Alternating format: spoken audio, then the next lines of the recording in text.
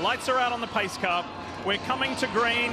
The naming rights sponsor of this facility suggests global importance. So let's see, let's find out who's going to put in a world-class performance today in St. Louis. Denny Hamlin on the pole position alongside Kyle Larson. Race 2 of the playoffs. Let's go! Nice start, Hamlin. Here comes Ross Chastain. You will see multi-lane racing today, and Chastain is the first one to show us that. Briscoe up on the inside of him. Hamlin leads down the back straight.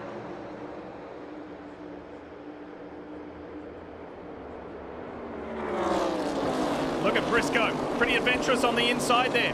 Keen to get ahead, nice and early on lap 1.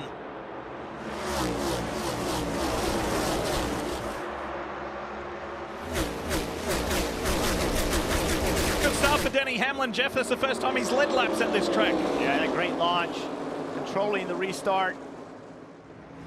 Kyle Larson got really aggressive on the exit of 2, ran up to the outside lane to block the run coming from Chastain. Shows you how aggressive drivers are going to be to protect track position once they have it. We're going to talk all day about kind of this odd shape. Much is made of Darlington and its egg shape. Very similar here at St. Louis. This is the wider end of the racetrack. Turns 3 and 4. It's just a single downshift into 4th, up into 5th gear, down the front straightaway, and now to the narrower end of the racetrack. Turns 1 and 2, they'll shift from 5th down to 4th, even all the way down to 3rd because of the slow mid-corner speed. Good battle right here. 2 side-by-side battles. Oh, contact with Bubba Wallace. He got real aggressive on corner entry into 1 to get alongside Josh Berry. Then he made contact on corner exit.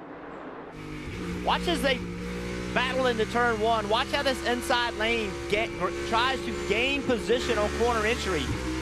Watch Bubba Wallace's car. See if he turns left again. Nope, decides to stay in line to try the outside.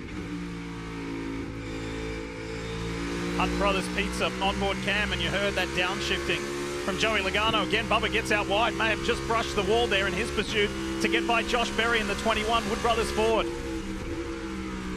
Josh Berry looking for a bounce back. Remember, it was low, big wiggle out of the 21. I was just mentioning last week, turn 2, lap 1, the 21 car went around. He's looking to try to calm his playoffs down, get some laps underneath him.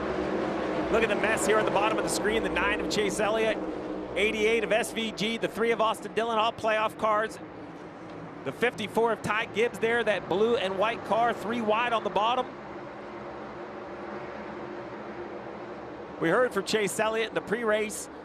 For him, he's not a very emotional driver, but I heard some optimism. His car was decent over the long run. He thought the 24 was been able to move through traffic. Oh, contact. Ty Gibbs into the 88.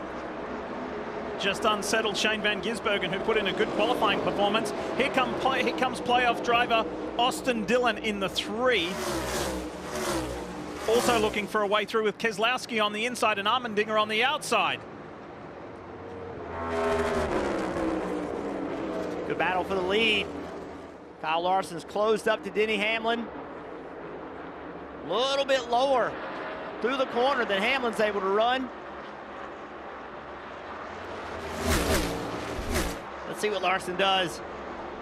Hamlin to the bottom, Larson to the middle. I think this cruise, Steve, will even get wider than where Larson is right now as this race goes on. Good forward momentum on corner exit. Yeah, you see what that wider exit does with the straightaway speed. The 5 probably go to the bottom. I assume the 11 will block the top. No, the 11 goes in at the bottom. Very surprised. He gave Kyle Larson the opportunity to get to his quarter panel. I think that's all Kyle Larson will need to complete this pass. There you have it. Momentum around the top for the 5 car. Center of the corner speed is impressive on that 5 car. It's able to carry good speed to entry, but then roll the middle. Right here, that corner middle speed sets up the exit. Yeah, and this is what Marty Snyder, he asked me in the pre-race about concern out of Hendrick. It was an underperforming of Darlington, which is rare, but I was super impressed with their cars here in practice. This 5 car was able to take part in a tire test. I think those extra laps unlocked something in their setups. I thought all 4 cars looked good. The 5 and the 24 had winning speed. Let's talk more about Kyle Larson. Here's Marty. Yeah, to the point Steve was making a moment ago when I walked into Cliff Daniels this morning, I said, well, it looks like the test information translated to this week. And he said, hey, don't congratulate me yet. There's a long way to go. But Steve, I think the key for Hendrick Motorsports yesterday, because yes, they have struggled on this type of track. There's no question about it. But yesterday, they had long run speed with this 5. So to get the lead this early from Denny Hamlin, that's got to be a great sign for that 5 team in Cliff Daniels and Kyle Larson. Yeah, well, Larson's last of 3 wins was all the way back in Kansas in May. It has just been a little bit of an off summer, if you could call it that, for the 5, but I think some of that is the variety of racetrack. Cliff Daniels there in the bottom of the screen is an absolute leader inside this organization. He has general type qualities. He doesn't let the lows be too low, the highs be too high. And I think no one had doubt that this 5 car would regain its form, and here it is very early in St. Louis. His last top 5 was the Brickyard 400. So it's been a little while. That's some 6 races ago. He was actually headed, Jeff, for a decent result last weekend, but then some damage kind of had, you know, a collateral effect late in the race, and he drifted off to 19th place. Here comes Chase Briscoe, the first driver to qualify for the round of 12 in the Bass Pro Shops Toyota Camry, as he starts to put pressure on his JGR teammate. Chase Briscoe's got to feel great after last week winning. Remember, this is year 1 driving for Joe Gibbs Racing. He had to change his driving style to adjust to this race car. He talked to us about how surprised he was at how much he had to change. But Steve, once he figured that out, the kind of light bulb went off, and the speed has been consistent every week. Yeah, I mean, the top 9 all playoff drivers, they're showing their, you know, why they belong in the playoffs. Well, and as you two know all too well from the driver's seat and the crew chief's seat, it does take a period of time to blend and have that cohesive relationship between driver and crew chief. And while James Small and Chase Briscoe started working on that late last year, it's when it counts for real, Stevie, when you get to the racetrack, right? Yeah, I mean, that's the idea. You need to be the best when it matters the most, and that is in the postseason, and that's where we currently are. So I would be concerned if they plateaued, but I've yet to see that. I think this 19 team just continues to improve. That performance last week, you know, that's a track that it is so easy to just slip up and make a mistake, and they did not. They executed a near-perfect race out of the 19. A little bit further behind them, we talked about Joey Logano. I was concerned about he and Chase Elliott both. Joey Logano started 13th, is currently running 14th. The 43 car of Eric Jones is a little bit faster, hasn't been able to make the pass. Logano's car in practice yesterday was good on long runs. It wasn't very good on short runs, but look at the laps. 14 of 45 already, right ahead of him is Josh Berry. Josh Berry has actually lost the spot. Logano's lost the spot. The stage will end quickly. You've got to get points. I want to give a shout out to Kyle Busch and Noah Gragson, both up 5 positions each since the green flag flew here at Worldwide Technology Raceway. Well, talk about bringing the heat. They do it here to a whole new level.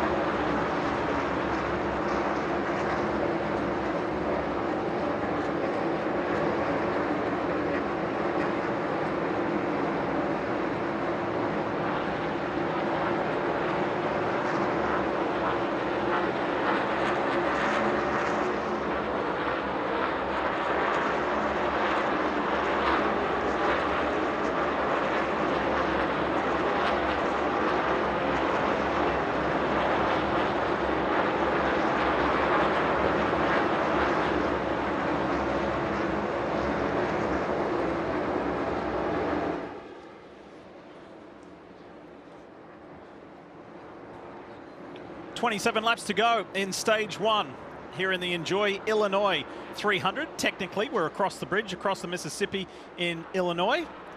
We always refer to this Worldwide Technology Raceway as in St. Louis, and you're looking at the 12 of Ryan Blaney, who was so close to victory here a year ago, and he's working on last weekend's winner, Chase Briscoe, for third. It's been a good battle. I feel like Briscoe got to Hamlin and looked faster, and then once he got there, he kind of stalled out, and Hamlin's driven away from him. But ahead of all that, we talk about in racing today how cars are so similar in speed. Kyle Larson is flying. He is 3/10 a lap faster than anyone else. And almost 4 seconds ahead of Denny Hamlin. That's what that looks like. As we get some updates from pit road, Dylan, take us away. Yeah, William Byron runs in the 7th spot. We told you at the start of the show about that long run they did yesterday in practice. The struggle on that long run was the short run, so they did make some changes overnight to try to help that. Still a little bit more to be desired. William just came on the radio and said he was struggling to lean on the rear tires, but expected it to come to him. Rudy Fugle, the crew chief, said this morning that lap 15 to 40 range on that long run they did was when the cars started to come alive. We're right in the middle of that sweet spot right now, so we'll see what the 24 can do, Marty. Dylan, you saw Bubba Wallace had that spirited battle with Josh Berry at the start of the race. He's gained a couple of positions since the start. What's he saying about the car? Listen in. Man, you got to give me some front grip. This thing is so better than yesterday. Simple. You're doing good with what you got so far there, so stay with it. We'll get it finished up here. And Kim, that comment is interesting from Bubba Wallace, saying it's no better than yesterday because after practice he told Charles tonight, I just don't know what direction to go with the car. They did make changes based on qualifying. We'll see how it plays out. Well, Marty, a free fall for Austin Dillon, who started 15th, now finds himself in the 27th position. Here's what he just told the team about the car. Quit telling me how to drive. I'm driving a piece of doing all I can with it. Come on, man, I got you. Out of line. Inside. And that was his response to the spotter telling him to drive harder into 3. This could be a hangover from their practice yesterday. Crew Chief Richard Boswell told me they underachieved in practice, overachieved in quals. Yesterday, he just didn't have the confidence to do anything, couldn't commit to throttle, no grip, just sliding around. They'll need to work on that race car. And immediately behind him is the 48 of Alex Bowman. Alex lost 3 positions since the start and finds himself in 28th. And a lot of work to do this afternoon here at Worldwide Technology Raceway to keep his hopes alive. Meanwhile, back up with Chastain and Byron, this fight for 6th, and the top 9 positions are occupied by playoff drivers. Yeah, great battles. See the line moving around, Chastain up the racetrack. Byron shipped it down in there, got a little bit loose. I really liked the speed yesterday, Steve, of this 24 car in practice. And we're nowhere near what would be considered a long run. 20 laps in as we're right on board with this Busch Light onboard camera for Chastain. 75 on fuel, 45 in this stage. We saw cars run over 40 laps even in practice. So as we've seen the lap time slow a little bit, you just wonder if 15, 20 laps out there, there's a real big grip loss, and we'll see a variety of balances from these cars. I love what Chastain's doing, though. He's allowing the 24 to run the bottom of the racetrack. He says, man, if you're good enough to drive to my inside and be able to power down, you can have the spot. Yeah, pretty much the entire field has moved up the racetrack. Middle lane to 3rd. I love looking at the telemetry. Oh, Kyle Busch. Around after making up all those positions in this opening stage. Leaders middle 1 and 2. We're not yellow yet. They don't see it apparently. Caution though. Now the caution flies. What a shame. That was such a productive run for Kyle. This is the place, by the way, the site of his last ever Cup Series victory 2 years ago, which seems like an eternity. Let's see what happened to the driver of the 8. Just trying to leave the corner with lots of speed, and just around it comes. We've seen this multiple times. The car just doesn't talk to him. He doesn't know that it's loose. And before he can do anything about it, he's aimed in the wrong direction. It's just not telling him I'm loose. He's in the gas. I think this just shows how difficult these can be to drive. Some guys, Kyle at times, make it look so easy. But when you're on that winless streak, he's trying everything he can to hustle this 8 car to make sure he's holding up his end of the bargain. And here he spins the car out by himself. Quite shocking. You heard his teammate Austin Dillon, talking about how bad his car is, and we heard both of them in practice as we got the report earlier. Yesterday it was a major struggle. Well, let's have a listen into the 8. This might tell us a little more. Lack some right rear security there, it looks like, obviously. Depends on what line you run. Apparently that one's not a good one. So that's even more confusing, right? Because they're trying to say, hey, what do we need? And Kyle didn't give an obvious yes. He's like, well, it depends on what line I run. If I run low or middle or high, it changes.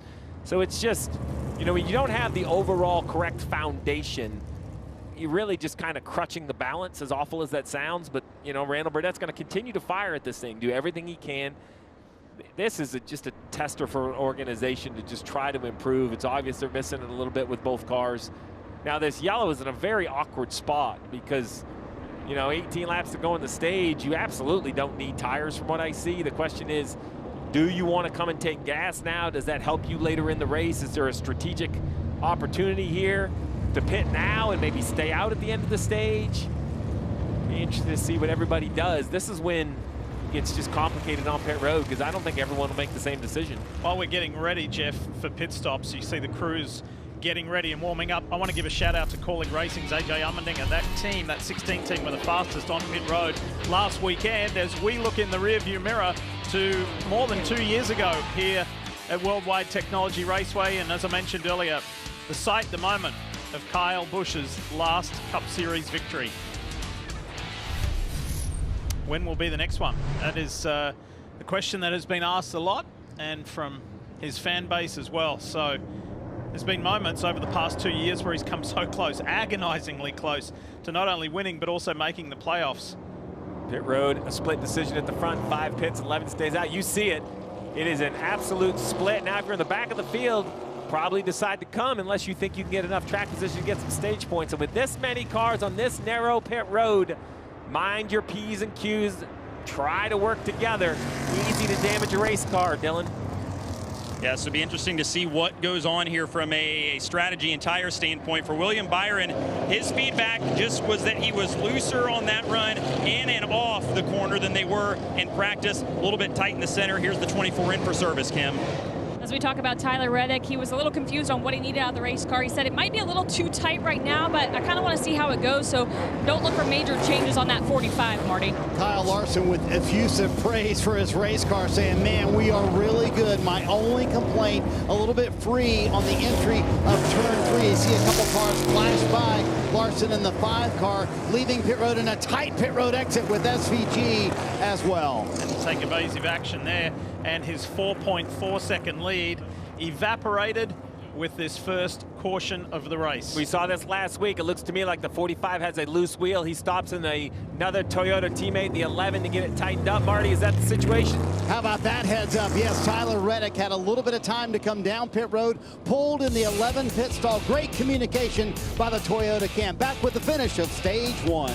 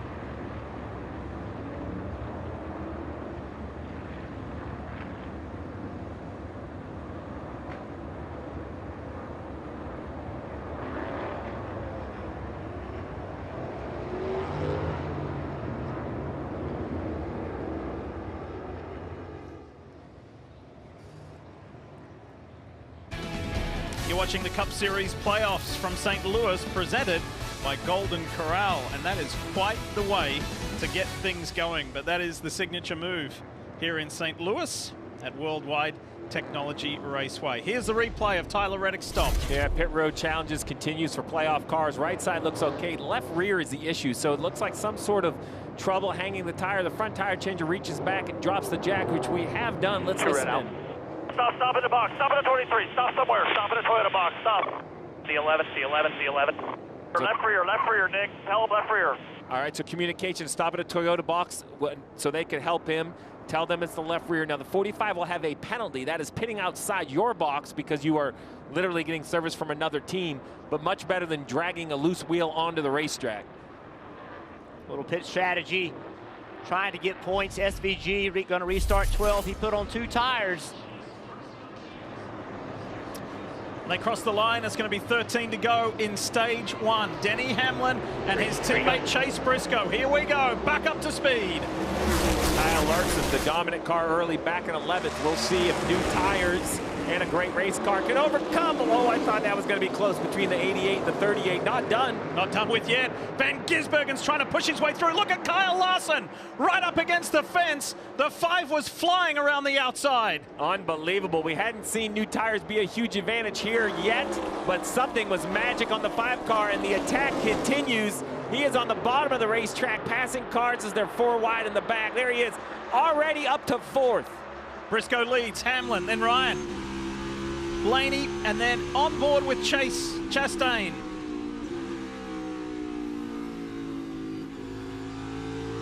Look at Larson. Just zips up the inside there. He's up to 4th. Blaney's the next one on his list. And that's going to change a lot of perspective and a lot of decisions all day long. The question is it just Kyle Larson? Because I haven't seen a lot of other guys with tires coming. The 5 could be just this good. We're going to have to see. We still have 12 laps. Hamlin and Briscoe have swapped positions. Briscoe now with control of the race. So Bubba Wallace behind him. He's picked up 4 spots on tires. William Byron's picked up 4 spots. This was always kind of a minimal number of stop race. They're attempting to have more tire fall off. It didn't look like a lot, but sometimes, Jeff, you know, just grip allows you to run the lower lane. Doesn't kind of park you in that 3rd lane. And if Larson can run these next 2 down and pass them with 10 to go, that'll be an unbelievable choice to pit from the 5. I had no idea what the right decision was going to be. Sometimes I think it's clear.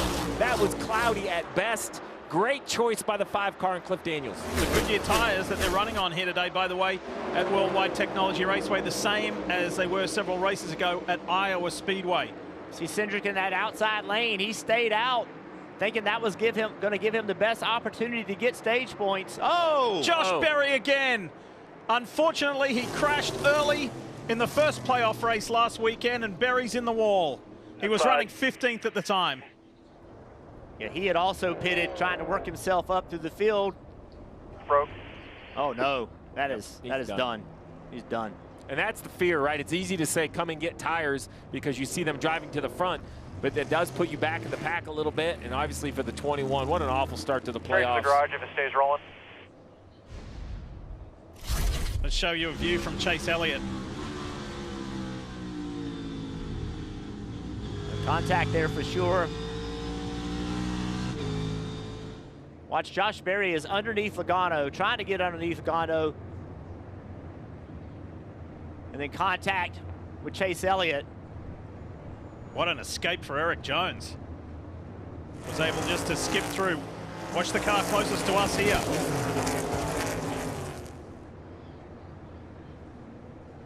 Ooh. That's a big hit. Big disappointment for this team, but they have a lot to build on. They had a lot of speed in the races this year.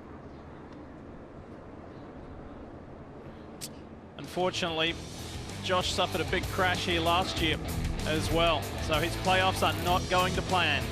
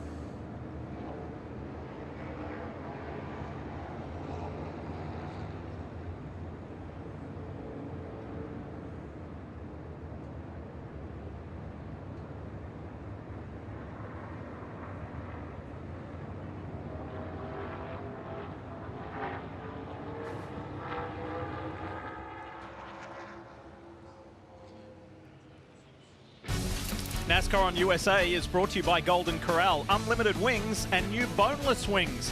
Only at Golden Corral. Progressive Insurance. Save when you bundle motorcycle, RV and boat insurance. Visit progressive.com. And by Credit One Bank. NASCAR American Express card. Oh, you got a feel for this guy. Last week, lap 1 of the first race of the playoffs, and just 36, 37 laps into the opening stage of the second race. This is what went down, turn 1. Yeah, just 3 wide. And, you know, it doesn't take much on corner entry, Steve, to get a car rolling around. It's just really tight racing here. Yeah, it looks to me like the 9, I don't know if he gets a little loose. There's definitely a correction. Up the track he goes, catches the 21 around, the 21 goes. Nothing on purpose. Doesn't help Josh Berry feel any better about it because the damage is definitely done to his car. But this isn't the only time we're going to see this today. If they continue to run 2, 3, and 4 wide on restarts, people are going to make contact. There's just not that much space. Josh Berry, the driver who locked himself in with victory in Las Vegas earlier in the year. This is what happened last week in Darlington. It was an extraordinary save by the 45 of Tyler Reddick after he got hit. But unfortunately, things weren't too extraordinary for Josh Berry. So it has been really tough back-to-back weeks for the driver of the 21. Yeah, when you come into the playoffs, you're just not expecting to be in 2 wrecks before the end of stage 1, right, in the first 2 races. And you get all fired up, and you can see right there how close the racing action is. And Josh Berry just comes out the loser. Eric Jones says, thank you. I was able to skip through there and get away with that, following on from Legacy Motor Club's brilliant weekend last weekend with both drivers in the top 5. So we're almost finished stage 1, and it's Chase Briscoe at the front. And you'll notice, I meant to say this earlier too, when you see the pylon, not that one there, because that obviously says that he's already got the 1 win, but when you see the names surrounded either in blue to designate that they're playoff drivers, Briscoe's the only one surrounded by yellow, confirming that he is going through to the round of 12. This caution did get Kyle Busch back in the lead lap from that earlier incident. Now we'll have to see if the heat cycle has changed the tire advantage for Kyle Larson. You know, as his tires lost a little, have the older tires cooled off more, Marty? Steve, 11th to 3rd in just a handful of laps for Kyle Larson, kind of using that high line and those fresher Goodyears to get to the front. But it's interesting, Steve, Cliff Daniels has already told Kyle Larson, hey, at the end of the stage, we're staying out. So for those who did pit at lap 29, can they two-stop the rest of this race and spend the minimum amount of time on pit road versus those who have 3 stops left in this race? Well, there's only 4 laps on Kyle Larson's tires, and they're going to restart here with 4 to go. So 8 laps hard, 8 green flag laps on his tires at the end of the stage. Really no reason to come down and pit. Now what happens the rest of the race will really probably determine the number of yellows we see. And 2 guys I'm watching really closely right here. Austin Cindric in 9th. He did not pit. He is on older tires trying to get stage points. And SVG, we talked about him. He's on 2 tires. So good battle right here trying to get stage points. Yeah, he's trying to jump up, see if he can leapfrog that 71. That's Spire Motorsports Delaware Life Chevy of Michael McDowell. All right, let's get going so we can finish off stage 1 here at Worldwide Technology Raceway. Green flies back to racing. Great start, Chase Briscoe. But watch the 5, because it was flying earlier. Blaney's in the mix there, Bell down low, Chastain in the mix. What can Van Gisbergen do in that white car? Several back. Here comes Bubba Wallace in that black and red number 23 for 2311 Racing.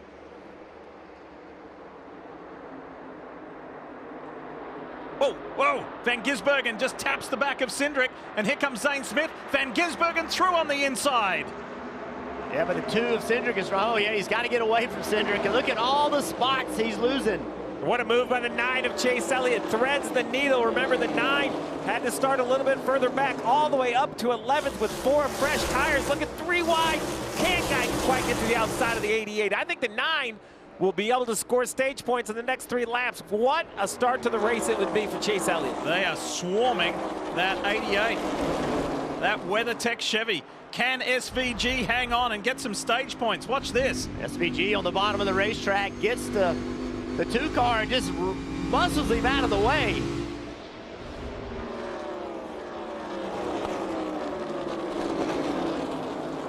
And out front, a clear speed advantage for Briscoe and Larson, who are about a half a second faster than the field. Remember, for Briscoe, it's not the points needed. The win last week has advanced him, but winning the stage is a playoff point. He would carry that into the seeding of the next round, but it's going to be a battle with one to go. Does he have it yet? He certainly does not. 1 lap to go in stage 1, presented by Credit One Bank. Kyle Larson forces his way through on the inside. How about the contact? Briscoe's going to try to do anything to stay on his quarter panel to not allow the 5 to power up. There you go. One more set of corners for Briscoe. Briscoe said earlier this week he is not letting up.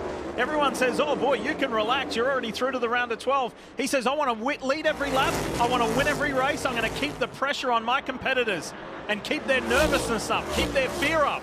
Stage 1 is won by last week's winner, Chase Briscoe.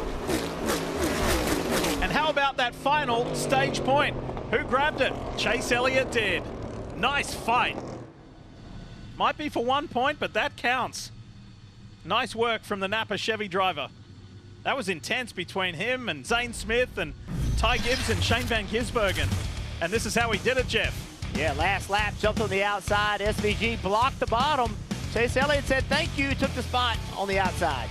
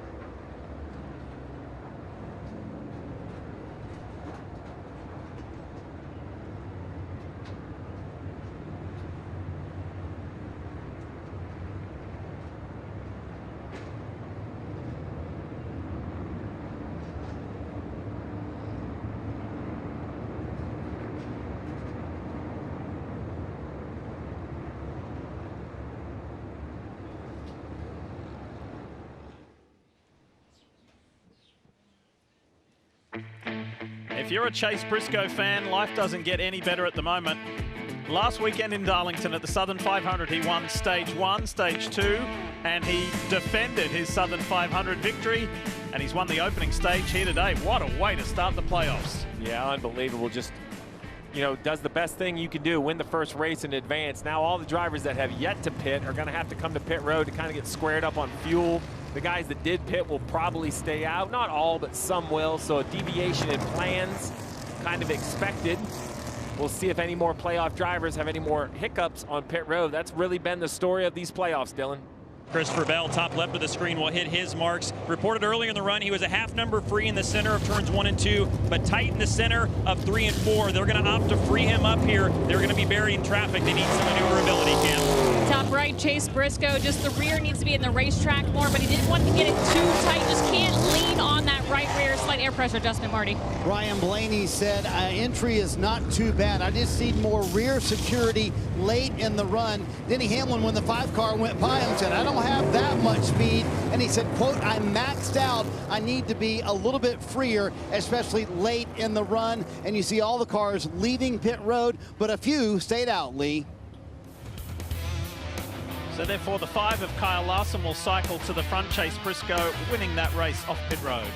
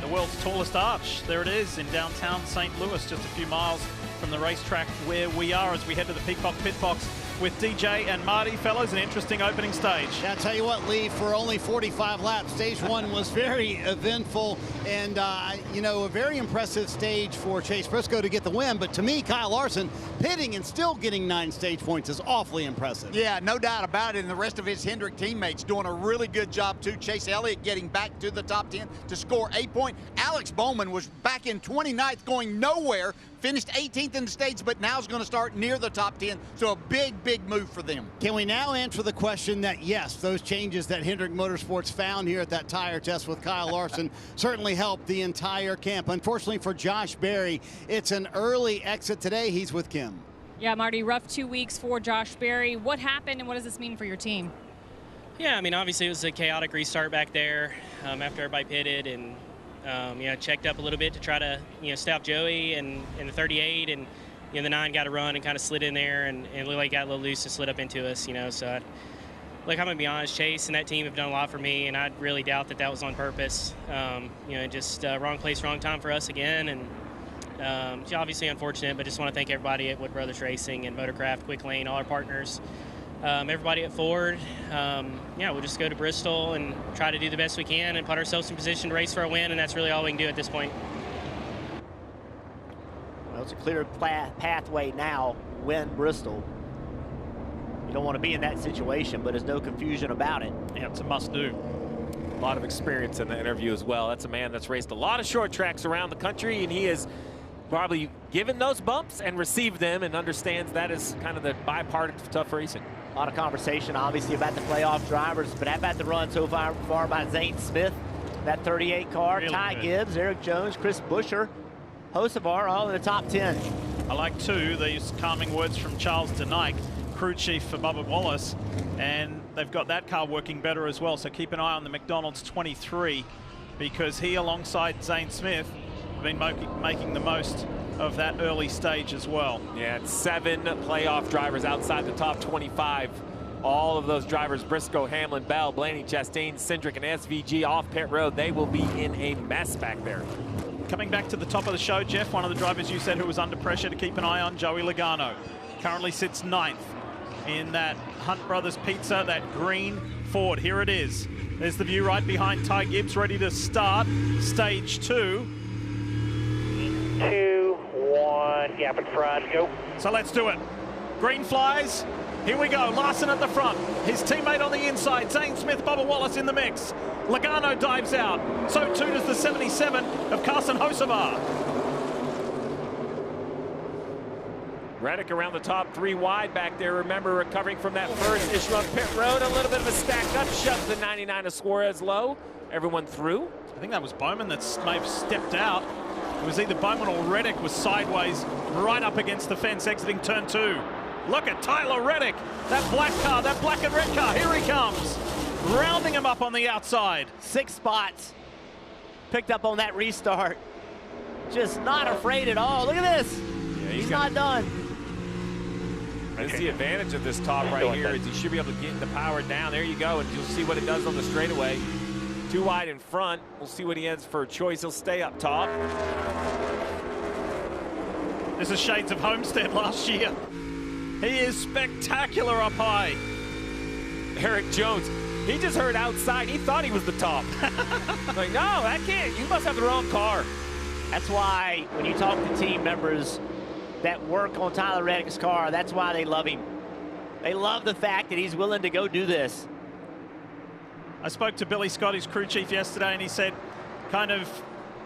it feels like the old Tyler Reddick is back after that race last weekend that frustrated him to finish runner-up, so close to a Southern 500 win. But this guy, this fighter, he's back, and he's ready to race for a championship and try and get himself through at least to the next phase, and as far as he can through to the championship 4. The Toyota on board. Let's go for a ride. They continue to give him that 3rd lane. Here we go, back down. 38's on the right, it's on the bottom. Inside quarter bumper, you are clear. Just don't get pinned behind your 38. Great information from the spotter. 38 car only on right side tires. So they feel like it's kind of a race to that 38 car. Who can get to him first? Hanging in there pretty well.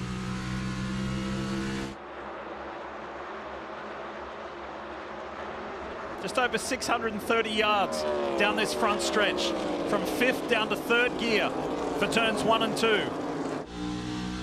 The Napa on board of Chase Elliott. Today's a day where he needs to turn his playoffs form around. So far, so good.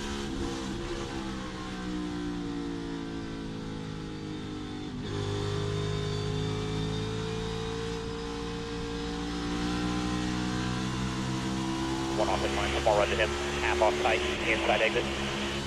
Steve, the speed of the 2 tires. See Reddick underneath Chase Elliott. The speed of the 2 tires in that 38 car is going to get everyone's attention. It is. It's just the challenge is that you can change tires so quick in this vehicle versus fuel. It takes a real interesting window to have that choice. They had it early. I'm not sure if they'll have that later with only 20 laps as Reddick goes to the inside. Reddick just continues to move up. Other cars with new tires. Briscoe all the way up to 15th. Bell 17th. Yeah, Bell's picked up 11 spots. Cindric 10 spots. Briscoe 9. I just don't think you can ignore fresh tires. I mean, I know that the older tires with Briscoe won that stage. I understand that. But winning a stage with clean air is different than running 10th or 15th. That mid-pack decision to pit if we get a bunch of yellows is going to really stress some engineers and crew chiefs.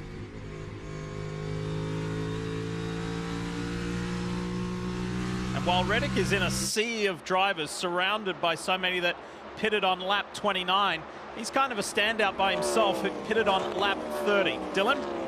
Well, hey, as we see Alex Bowman here in the 48 car running in 10th, this is as high as they've been all day. And DJ mentioned it, a huge net gain for them just based on what they did on their pit strategy here, pitting on lap 29, which is the same lap that Kyle Larson pitted. This is the kind of day that they needed. Alex's car has not been bad. They just were buried in traffic, really bad dirty air. So still in a little traffic, but much better being closer to the front. They've gained a few points on the cut line. Didn't want to do anything crazy or dramatic today, just a base hit.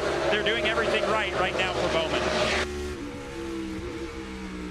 I go back to what he told Kim Kuhn in Countdown to Green. As Briscoe locks up, Suarez is in the wall.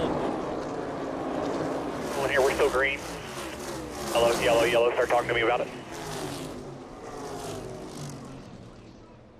Not sure what started it, but you called it, Lee. Looked like Briscoe had the left front tire locked up. 1 inch to the right.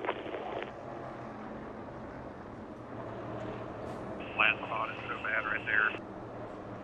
Yeah, you already talking about flat spot. Heavy braking into turn 1. 3 wide. Suarez on the outside.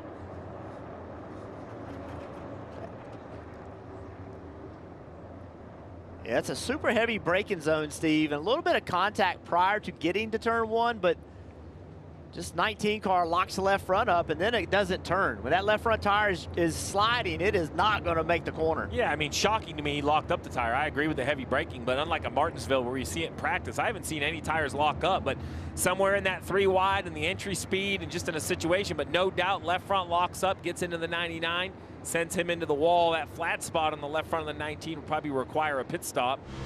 Oh, it'll just be a good look. On board with Bell. You know, like, it's not like the 19 was going way faster than the 20, but obviously something upset the car enough where that left front locked up. And now with 80 or now 79 laps to go in the stage, this is kind of a fuel window to the end of stage 2. And for that reason, pit road becomes very busy. Another split decision. We're going to say that every time the caution comes out, I think. So you got Bubba Wallace, Joey Logano, Ty Gibbs, Dylan Welsh is standing by. Yeah, here's Joey Logano, first pit stall on pit road. He said he was 4-wheel sliding through the corner in dirty air. Not a bad balance, just needs more grip for the 22, Kim.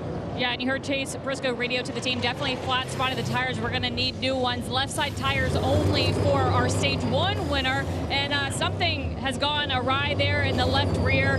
I don't know if they can't get the tire off.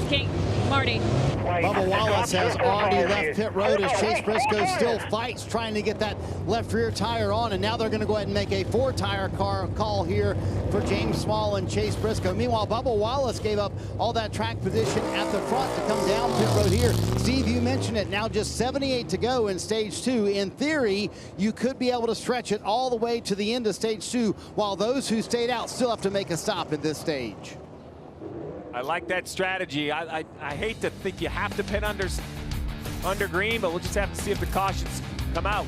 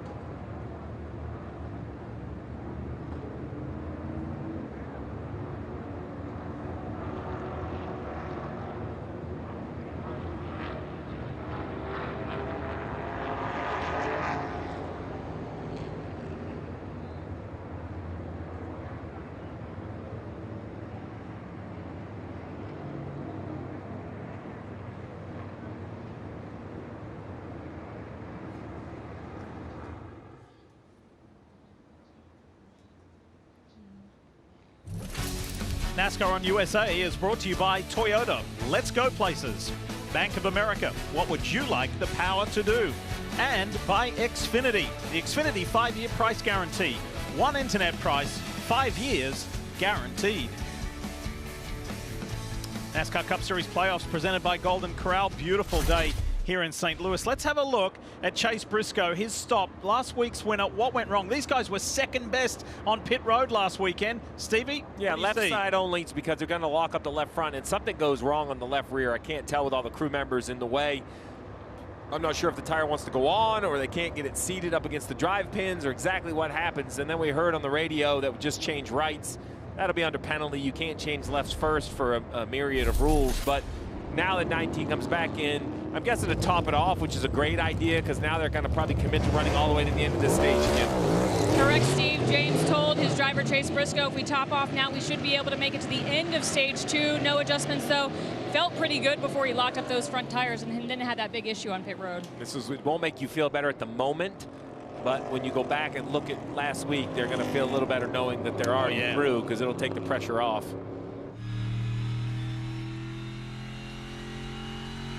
This restart should be crazy. We've seen 2 and 3 wide. Reddick has used the third lane as onboarded Priest, that BuildSubmarines.com camera. We've seen Larson run the third lane. The spotters all paid attention to that. The drivers saw it as well, so expect more to try it. Keep an eye on that 45. Tyler Reddick on the last restart was exceptional. Watch him up on the high side. He's got Carson Hocevar right behind him. Eric Jones there in the Family Dollar Toyota Camry. AJ Allmendinger in the 16. But on the front row, it's an all Hendrick Motorsports front row. Larson and Byron. We're back to it in stage 2. Allmendinger making life difficult for SVG. Bowman's there. Around the outside goes Joey Logano. On the inside in that blue and white Camry is Denny Hamlin making up good positions. And how about Zane Smith? Here comes Hocevar looking for an inside option on Smith. Does he go all the way? He drives Smith up high, and he may have been able to sneak his way through. Yeah, look at this mess. And I watch this every week, and I wonder how they don't wreck more often. It is so aggressive. Christopher Bell in that 20. In the DeWalt Camry, he's working on Carson Hocevar. He was putting on a passing clinic before this last caution. He passed a ton of cars.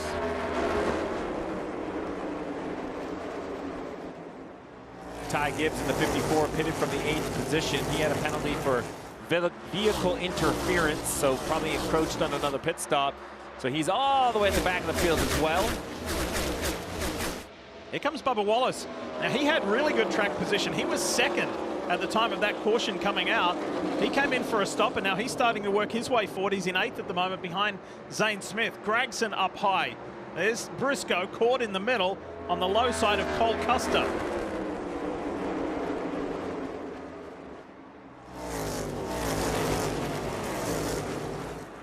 Christopher Bell, his car looks really good this weekend. Had a conversation with him this morning. That 20 yellow and black car, he was excited about today. Felt like he had a really fast race car. He's showing it right now. Well, he was in the mix last year, Jeff. As you remember, he could have won this race a year ago, and with 18 laps to go, he had a mechanical issue, and that took a possible victory away from him. And then that was before the Ryan Blaney running out of fuel incident. So it was a very eventful end to this race last June.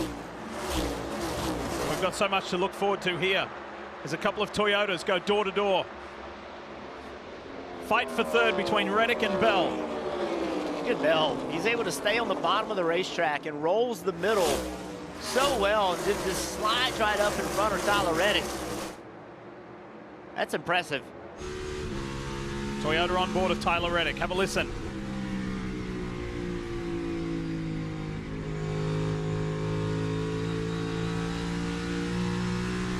We've lapped if we're by the 20 here.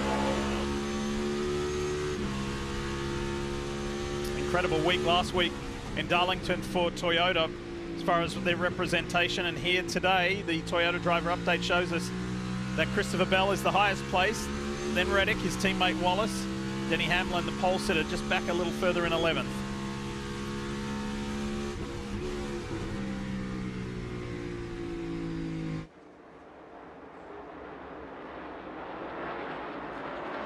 Joey Logano, 2 tires at lap 62, slowly moving forward.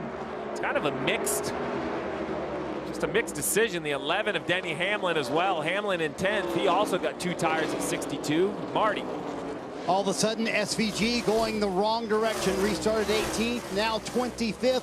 Just radioed to Steven Dorn. I might have a flat. He said, feel it out as much as you can, but let me know as soon as you can if you think it truly is a flat. Tough decision for a driver to try to decide if the tire's flat, right? You ride it out until it goes down. You can get into the wall.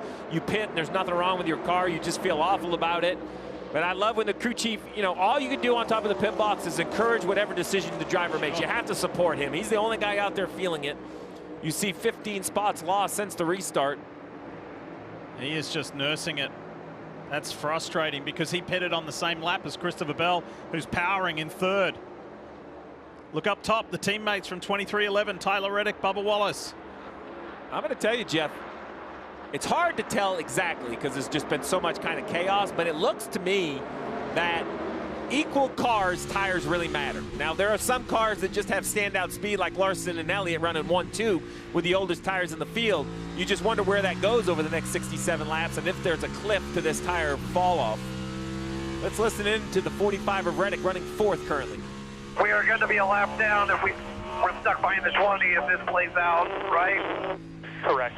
Just for a little bit. Cannot make it to the end, no. Still 3 off. So some communication about just where this is going to cycle out and who has to pit and who doesn't.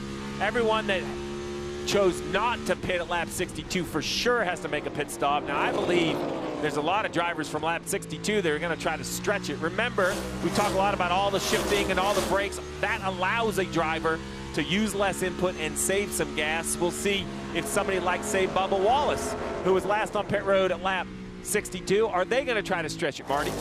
Steve can confirm. Just talked to Charles and Ike a moment ago. Said pitting at 62, are you good to make it to the end of the stage? He said, yes, we should be fine from there, no problem. But we know most of the cars around us cannot make it to the end of the stage. So interesting, a lot of strategies playing out here in stage 2, still 65 to go. And what does a green flag pit stop mean? You lose about 28 seconds plus a pit stop, so call it 38 seconds.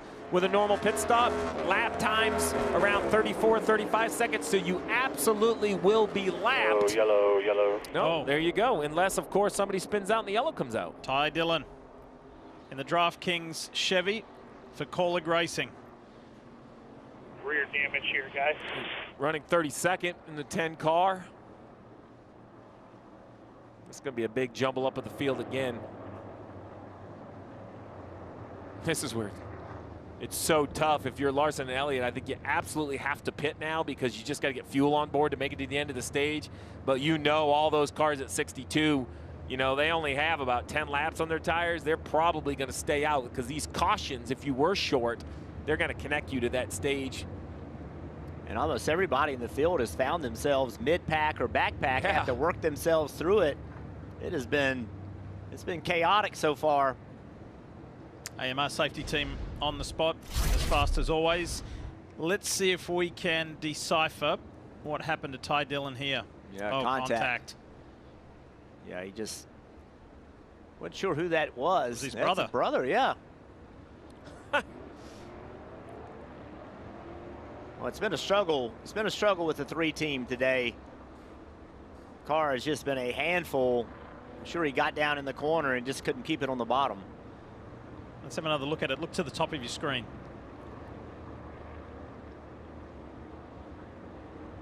Yeah, he just gets to the bottom of the racetrack, gets loose, gets up there and unfortunately gets his brother. I've been there. It's a terrible feeling.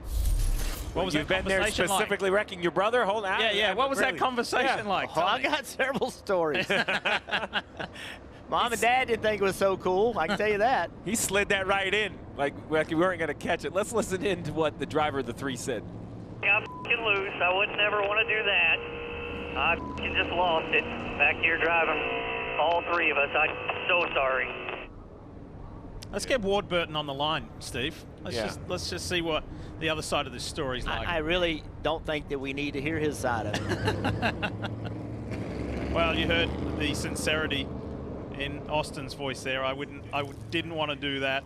Yeah, we got joke. my hands full. We know that from the start of the race. Yeah, we joke about it, but obviously he felt terrible about it, and Ty will know that. Ty will understand it, and he'll watch a replay, and he'll see it for his own eyes.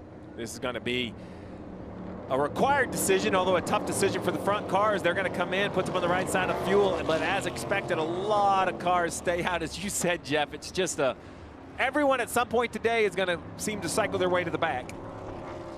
What a day it's been for Hendrick Motorsports, though, especially for Kyle Larson. He's led 52 laps. That's more than Hendrick has led here combined in the 3 previous visits to this racetrack. So super productive for the 5.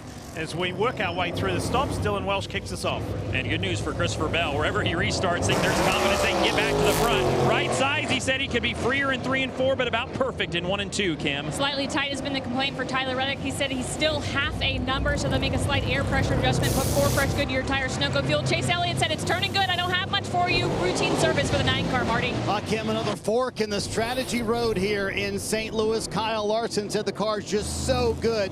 Just a little bit free on the entry of 3. That's really his only complaint all day long, going with 4 fresh Goodyear tires here. 62 to go in the stage. All these cars who pit here clearly able to make it to the end of the stage. Did you notice Reddick took off with the fuel can still attached? Watch this.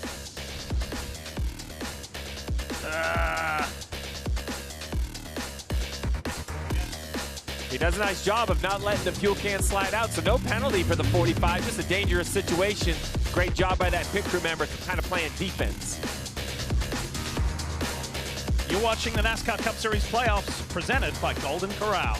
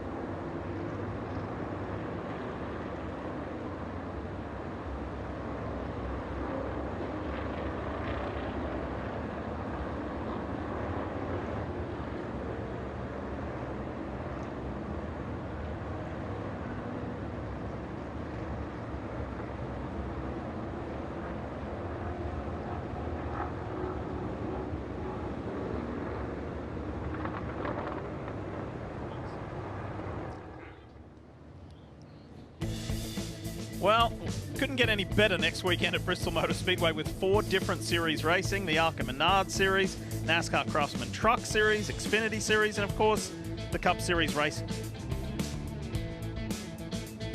on Saturday night. So there's the layout for you. It's going to be busy. Watch this right here. Just like pit road. Well, yeah, William Byron on the outside. Gibbs has to miss the 77. Contact with the left front fender of William Byron. You can see a little bit of damage, Steve. It doesn't look too bad, though.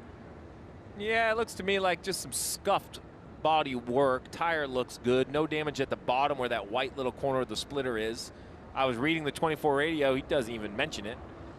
Oh, right. The decal's tore on the fender. That's what the spotter said. So they like our camera angle, but it's a really nice job by all three cars of kind of just getting on the brake. You know, 77 did all he could. The 54, the 24.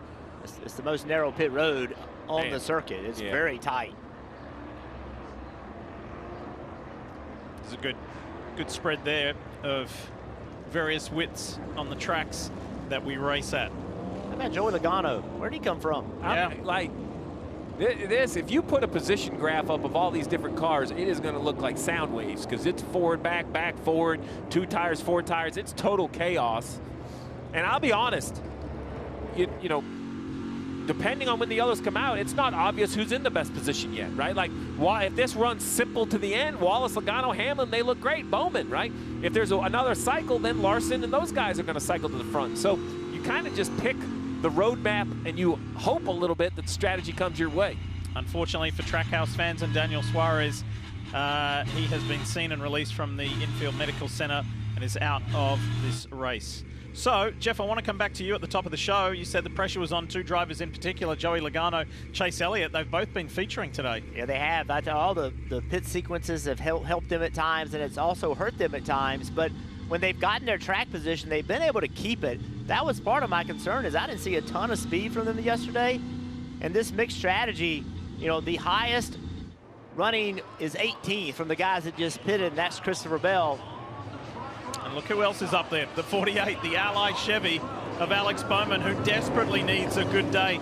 But this has been ever-changing, ever-cycling. It's just been one of those days here in St. Louis. Let's get going with 58 laps to go in Stage 2. Bubba Wallace leads the field to green.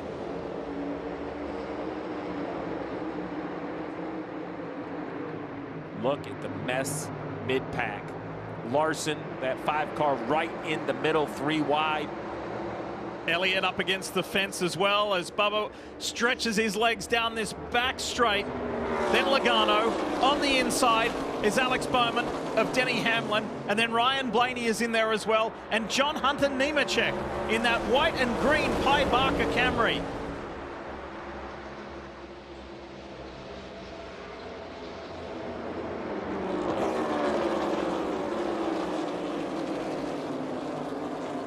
Talk about how aggressive you have to be. Check out William Byron. He was just on pit road. Look how late he makes it 3 wide. Contact entering the corner all the way down on the curb. It is rough down there. Check it out, right along.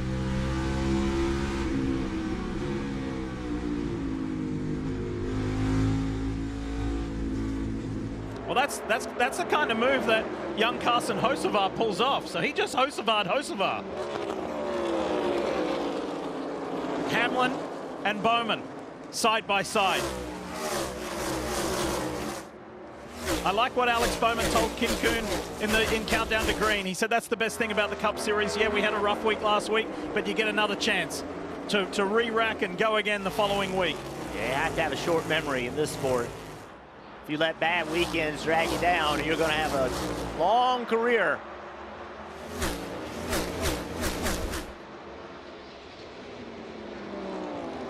Comes Chase Elliott in the Napa Chevy, looking for a way through. Look at Reddick, still 3 wide top. He'll get to the outside of the 9. Riley Herbst, Noah Gragson there. Reddick's trying to go around Gragson. Elliott's caught up in this pack. His teammate is right there with William Byron. Oh, wow, that was close. Did Priest get into the wall? Maybe, maybe not. We'll see.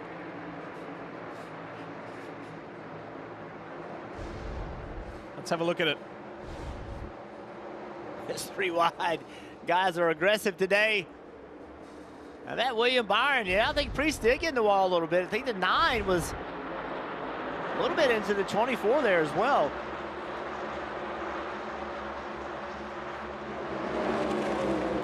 Alex Bowman at the top of the screen, now under attack from Blaney. 48 doing a nice job of trying to manufacture some success in this day. They qualified poorly, but they have cycled their way into the top 5. 53 laps to go, though. A lot of racing to figure it out. Well, I think we've heard Dylan Welsh say 2 or 3 times so far in this race, Christopher Bell has made his way back. So let's hear it again. Christopher Bell has made his way up 10 positions since the restart. That JGR Toyota is flying today. And he's up to 9th, Dylan. Yeah, this has been remarkable to watch. Every time he comes by us here in the front straightaway, it seems like he's 2 or 3 cars further ahead than he was.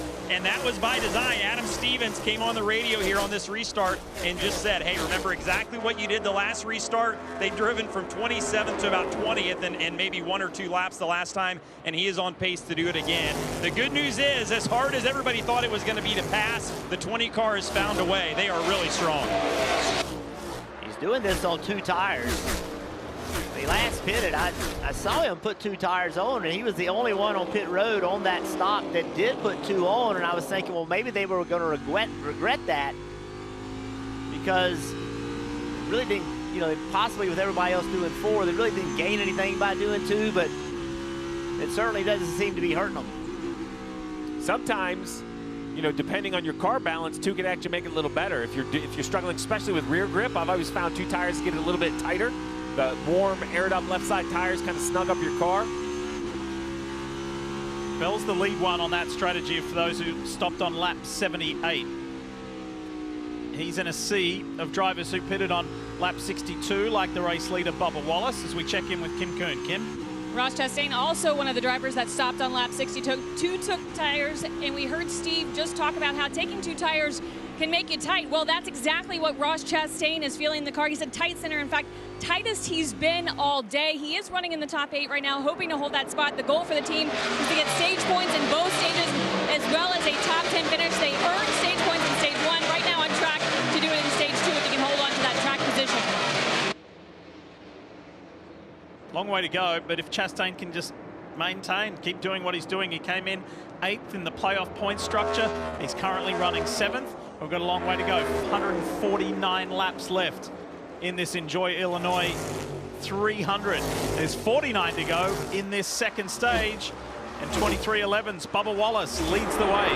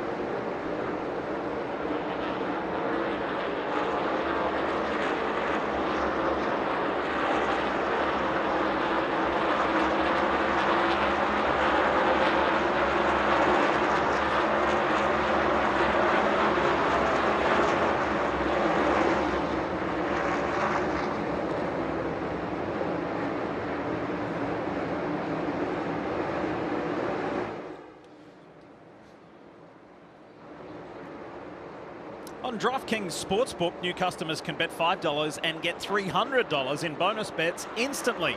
Download the app now and use the promo code SPEED when you sign up. DraftKings Sportsbook, the crown is yours. Steve, what do you make of those numbers? Well, the odds have changed. I will give my man DJ Dale Jarrett down in the pit box last week. He gave you first and second in the race at Darlington. He thought it was Blaney today is having a good day. I thought it was Byron. Both have lost a little bit of odds, meaning that you don't get quite the multiple of your money because they proved they were as good as we thought. Larson, no, plus 140. So, what about Logano, plus 1,800? Well, currently runs second. Yeah, running good, proving that I think he doesn't have the raw speed of others, but cycled into the lead, he would probably be a very hard car to pass. Good enough on a good strategy to make it work. Here's the view with thanks to Hunt Brothers Pizza. Good crowd here today as well. I would never count this team out. We've seen it over and over where you think they don't have speed, they're lacking somewhere, and they just find a way to deliver. But it's been a strange year for them in my eyes, and the playoffs also. I know we're only a race and a half in, but we just don't seem to have the strength we would expect. Paul Wolf at the bottom of your screen, the gentleman in the middle in the red hat. So much experience of just creating opportunity, right? He has 43 wins as a crew chief and 520 starts, 3 championships.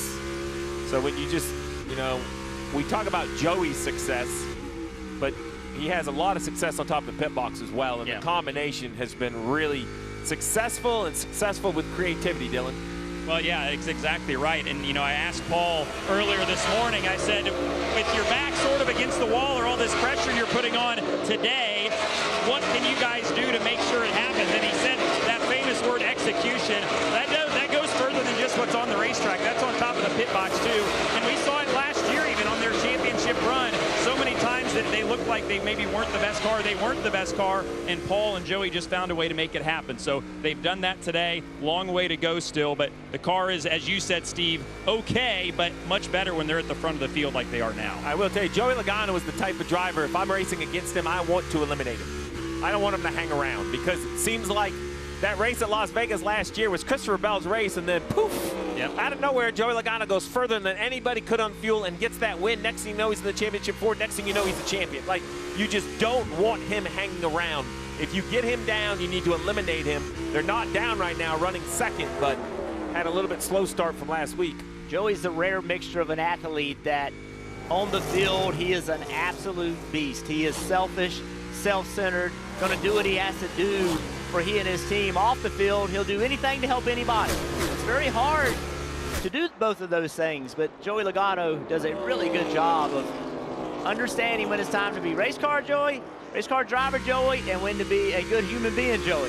Just going back to your point, Steve, about that Las Vegas example, we quite often heard his competitors, his peers say, that's Logano doing Logano things. Yeah. Well, behind him, Denny Hamlin is kind of doing Denny Hamlin things, and he is finding a new level of performance when it matters, right? He sat on both poles last week. He was one of the many teams who kind of tripped up on pit road, fought a hard-fought way all the way back to 7th, right? So now he's just trying to kind of keep that momentum going. You see on the left side, NASCAR Insights defensive ranks, Joey Logano, Ross Chastain, no surprise, they're 1 and 2. Denny Hamlin there in 7th. He's realizing right now Joey Logano's #1 in defense as he tries to run him down to make a pass. And this is kind of a foot-by-foot type of thing, right, Jeff? You just got to continue to run in a different lane and close in inch by inch, foot by foot. Yeah, that's what drivers like about this racetrack, is the ability to run in different lanes.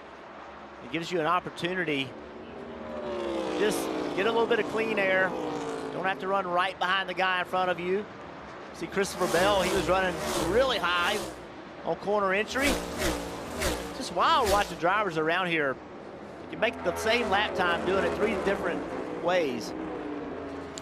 And since that last restart, Christopher Bell has made up 15 positions. It's also been an incredibly productive day for the driver of the 5, Kyle Larson. Let's talk more about him. Yeah, Lee, now 35 laps to go here in stage 2. In essence, there are 2 strategies working here. Those who pitted at lap 62 and those like Kyle Larson who pitted at lap 78. And Kyle Larson asked Cliff Daniels, did that last caution help or hurt us? Here was Daniels' answer. for us to pit under green and take 4 tires and a full load of fuel, we would not have been able to stay on the lead lap ahead of the guys that had pitted. So it pretty much trapped us at that point. If it had gone green, I think we were going to be set up well for a scheduled 3-stop race. But the yellows flipped that. Steve, crew chiefs always have to adjust on the fly, but here's the maybe side benefit that I think crew chiefs and people on pit road are starting to notice. You mentioned it a moment ago, Lee. Christopher Bell coming through the field, 19th to 4th since this restart, and Larson 20th to 7th since this restart on those fresh Goodyear tires. So are tires maybe a little more important than you thought they might be coming into the day, Steve? I definitely think new tires, you could play offense. This is a track before where we've seen new tires really not go anywhere. That's not been the case today. So I do think the crew chiefs are going to have to adjust a little bit in that final stage and decide, you know, how far back is it worth it to have new tires. The other thing I'll add to all of that is when we get to the end of this stage, if it does run green, certain cars are going to need more fuel than others. So I think the field is kind of get jumbled up again. This is almost the longest green flag run that we have had today. The longest is 27 laps. We've done 25 already. This is a great scrap for second. Logano, Hamlin, and Christopher Bell. The ever charging forward. Christopher Bell, meanwhile, out in front to the tune of almost 3 seconds. Bubba Wallace still leads.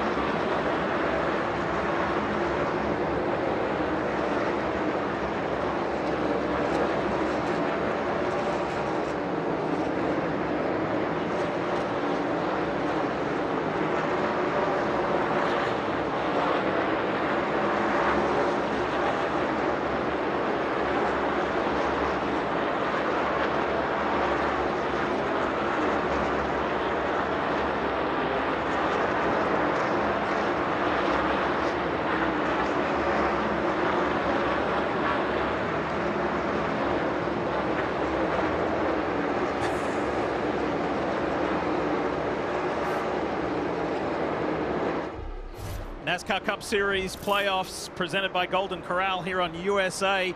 And this fight for second just intensifies. Denny Hamlin has just lost his spot to teammate Christopher Bell. He took endless shots at Joey Logano unsuccessfully. So now it's the 20's turn. Well, the 22 is not leaving the third lane. If you're going to pass Joey Logano, he's going to make you do it around the inside of the racetrack. Denny kind of got caught between offense and defense and lost a little momentum. So now we'll see if the little bit fresher 2 tires on the 20 allows him to make a pass that the 11 couldn't do. It right there, you see the 22 just opens the wheel and exits on the top. Yeah, it looks like Joey's car just isn't as good as the other ones are rolling the middle, but he's able to do it well enough to carry good exit speed. I love his line. He drives in low and just lets the thing slide up. Jeff, we had that graphic with Thanks to Racing Insights earlier about who are the best defenders. Right, Joey Logano was right up there. How does he do that? Well, number one, it takes commitment, and it takes a little bit of hard-headedness, right? You can't worry, hey, I'm going to make these guys mad. You know, like, you just can't be like that in today's world. You have to fight for every single position, and he's committed to it, and he appreciates it, and he doesn't make mistakes. He's not going to overdrive the corner. He's not going to go to the throttle too soon. He's going to make you try to push the issue and make something happen, and you're probably going to make the mistake. It's not going to come from him. So this is the way that it stands. Bubba Wallace is inching towards a 4-second advantage over this 3-car battle. And then Ryan Blaney's kind of by himself. Kyle Larson got by teammate Alex Bowman, then John Hunter Nemechek, Ross Chastain, and Austin Cindric. Let's get an update on the race leader. Here's Marty Snyder. Yeah, meanwhile, Bubba Wallace checked out by almost 4 seconds in the lead. It's been a long time since I've heard a radio this quiet. No complaints from the driver, no complaints from the team either. But Charles DeNike just told me a moment ago, listen, remember, we pitted at lap 62. We're definitely going to have to wait on fuel. Those who pitted at lap 78, they probably can get enough fuel in the car in one can. That's going to be a big advantage for them. So we're not going to be able to hold on to this track position after this stop, very likely, Dylan. And Marty breaking up the all-playoff driver top 10 is John Hunter Nemechek in the Legacy Motor Club number 42. Remember, came off a career best finish in Darlington last week, finished 4th. So back-to-back weeks, they're strong. Spoke with Travis Mack earlier, the crew chief, and he said, we're at a point in the year where everything we've learned is starting to build on each other and stack on each other, and that goes that stays the same for the short track package, which has been a constant work in progress. So these guys having another strong day today and proving it wasn't a fluke last week. They pitted on lap 62 along with the race leader, so expect them in here at the end of stage 2. I ran into Travis Mack in the garage area this week, and remember, he was kind of an off strategy car last week, and he called me out. He said, you lost faith in me when I was running that strategy. And then he said, to be honest, when nobody was running the strategy with me, I was questioning my own call. He was absolutely right. Did an amazing job on top of the pit box for the 42. I like what Travis brings to that organization. Battles continue here. Joey Logano, you said it, Jeff. You know, he's just comfortable running where he's running, and he's going to force the 20 to get creative. Now, what I will say is Bell, that dirt racer, he has shown some different looks to the 22. He's entered low. This is the new one. Entering really, really high and then crossing abruptly below the 22. And I think that's actually working a little better. I think this plays into what we saw yesterday in practice also, Steve. We saw this 22 car didn't really have a lot of pace, but late in a run, his times looked pretty good. And so this is what this is. This is really old tires, only 20 laps left in this stage. Kind of the strength of this 22. And Bell is faster than Wallace right here, so he really wants to get by, because with 20 to go, I'm not saying running the 23 is not out of the question. I don't know if he could get by him. The back of that 20 is definitely out of the track. Longest green flag run of the day. We're in it, 38 laps long thus far inside the 20 camp. There's Adam Stevens with the black cap on, crew chief for Christopher Bell. Out the rear bumper. Think about this 22. Think of the dirty air like a hose being sprayed, right? That 22 is spraying a pretty clean stream of dirty air behind him. That is why the 22 enters and forces the 20 to cross the wake of the 22, either on corner exit or corner entry. So right here, Logano moves up and he takes that stream of dirty air and just steers it up the racetrack at the 20, right? When we talk about defense, Logano knows how to use both the camera, which is a high-def view out the back, and that dirty air to basically shoot the dirty air at the 20. Doesn't allow the 20 to run out in the open by himself. Tell us more about the 22, Dylan. And I think to Steve's point, here's another angle of that. Joey's pretty tight right now with the balance, said that there is not enough turn in the car this run. So part of what you can do inside the car is move up the racetrack, use the banking to help you turn a little bit. But as you said, that makes it hard for Bell, who has driven through everybody pretty easily here until he got to the 22. So we'll see what he can do as he tries to hold off Bell over these final couple laps. But Joey's moving higher because the car is getting snugger on him. Yeah, we did see Bell pass a ton of cars, but he did that early in a run, right? So maybe what we're seeing is a little bit of the strength of Joey's car, long run speed, and what isn't the strength of the 20, and that is the 20s could potentially be really good on short run speed, but struggles a little bit on the long run.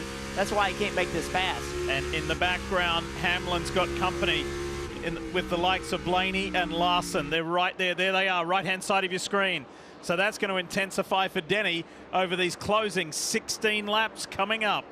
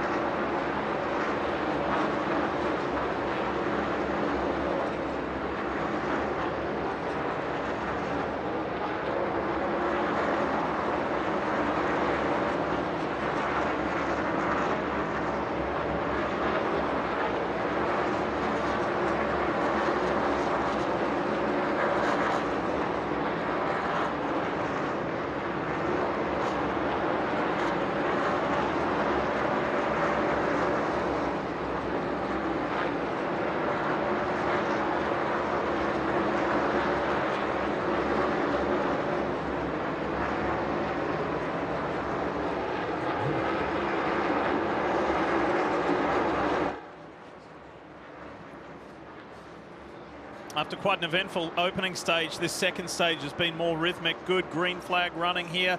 And you look at this fight for second between Joey Logano and the Hunt Brothers Pizza Ford for Team Penske, Joe Gibbs Racing's Christopher Bell in that DeWalt Camry, the view back. This has been going on lap after lap after lap. And Bell has thrown everything at Logano that he can, unable to get by the 22. You can see the cars kind of stacking up behind Bell off in the distance, right? That's Hamlin, Blaney, Larson, Bowman.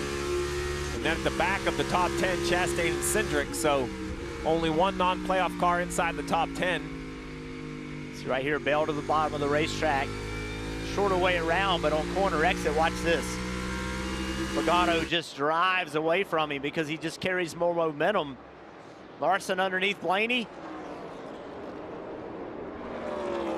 Larson with 4 tires to Bell's 2 on that pit stop, but look at Blaney just power around the outside. Won't let the 5 slide him.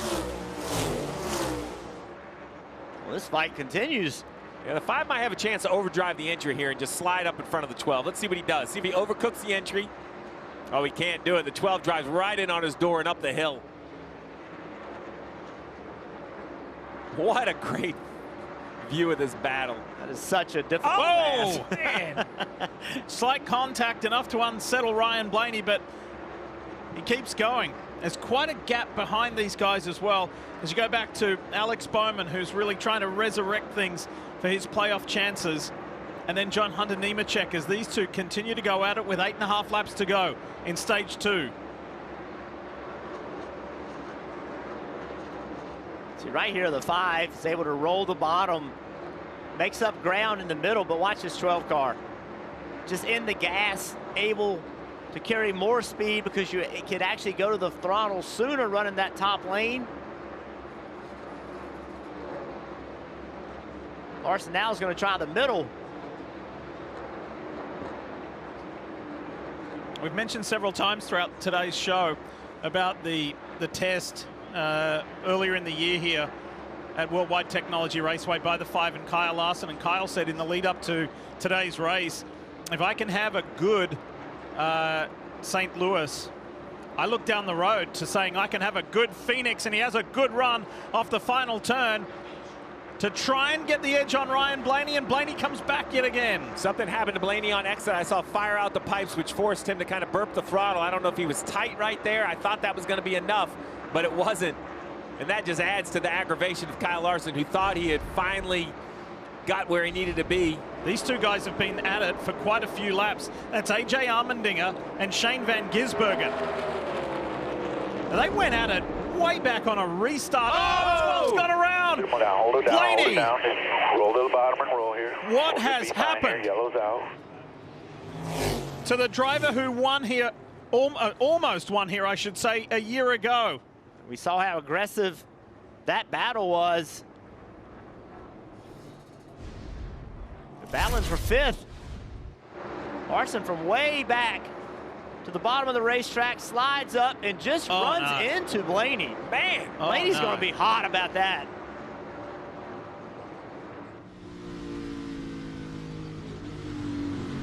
I mean, I just don't know how Kyle Larson's going to be able to explain that to Blaney.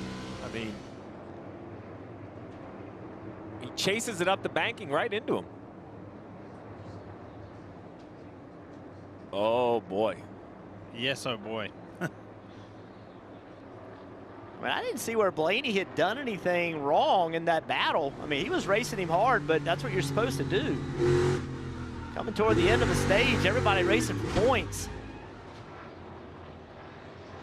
And if you think about it, several laps ago, there was front to rear contact coming off turn 4 where Larson unsettled Blaney as well. Yeah, well, I mean, the tedious task of passing is going to be an emotional thing, but the 5, to your point, Jeff, I would love to hear some sort of explanation, because I cannot come up with one other than he just went in there and got the 12. Let's listen into what Blaney has to say. Smart, Ryan. Be smart. I'm being smart. Tell me where I'm supposed to line up. Ooh. He says, I am being smart. Just tell me where I need to line up. Ryan Blaney. Well, they're coming to pit road too wide. NASCAR's going to have to deal with this because pit road's open. The lineup is still in question, apparently, or I'm not sure what's going on here, but this is messy. Blaney is hot.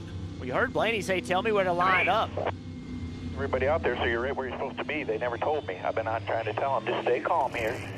Get to our pit stop, put tires on it. Take it away, Dylan. Well, Christopher Bell, top right of the screen, really happy with his race car, as you'd expect. Said he got a little bit free, but think it's pretty good. They'll change 4 tires and add fuel. Joey Logano, as we reported, didn't feel like he had enough turn on that run and also lost rear security. His service already completed, Marty. Bubba Wallace led 58 laps in stage 2. Very impressive run for him. Said the car was very good, maybe just a little bit too tight towards the end of the run. Denny Hamlin all the way at the very end of pit road. You see a big adjustment for Hamlin, who said the car was just too tight. Now all these teams have pitted at 62, waiting a little bit on fuel, but how about that? The 23 still gets those 4 tires. We'll see if they got enough fuel, though. He wins the race off pit road. Really good effort by 2311 as we take you back and show you this. This will be much talked about. Larson Blaney. Pictures tell the story.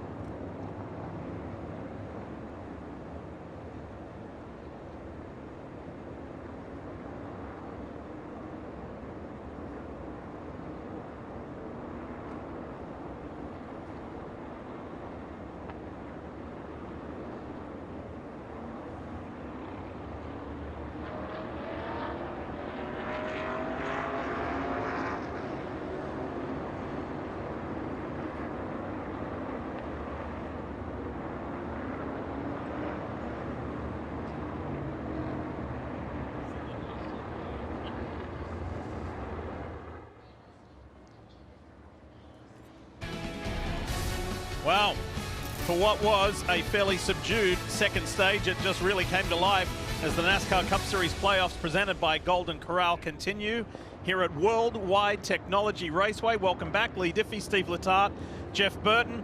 There's a big chat down there and a review session at the 48 because of this. Bad pit stop last week, great recovery this week, up inside the top 10, running 7th. Jack drop, left rear not on. Bowman tries to leave. They have to jack it back up. So another pit road issue for a playoff driver, this time the 48 for the second week in a row, and a race that they were putting together so impressively after poor qualifying, doing everything right to give themselves a chance, evaporates. You see the dejection on their faces, the body language. That falls under one of those the 9-second pit stops. Stuff happens fast, but those are the mistakes that you just can't have 2 weeks in a row. That's just a disaster. In position to get stage points. We're getting ready to see a one-lap shootout. Look at the 3-car of Austin Dillon, the 6 of Keselowski. Both stayed out. Trying to resurrect, trying to collect something after a frustrating day so far for Austin Dillon. Brad Keselowski in that Consumer Cellular Ford. And Bubba Wallace, it has been quite the day for the McDonald's racer. That's for sure. One lap to go, presented by Credit One Bank. It's a one-lap showdown. Let's go, Keselowski. Brilliant start. Brilliant restart. Here we go. Who's going to do the best points gathering? Wallace to the inside. They open up the door, and through goes Bubba. Here comes Joey Logano, that third car, the bright green machine. John Hunter Nemechek's going to make it 4 wide. No, he doesn't. He backs out of it. Austin Dillon to the 3, doing a nice job not letting anyone get to his outside. He's going to store points because of it. Denny Hamlin sweeps around the outside of Nemechek, but it's Bubba Wallace who wins stage 2. What a good drive, good call by Austin Dillon and that team. Finished 6th in that stage on really old tires. 4th stage win of the year for Bubba Wallace, and it has been a great day. He's led the most laps. Yeah, even Bill Murray's impressed.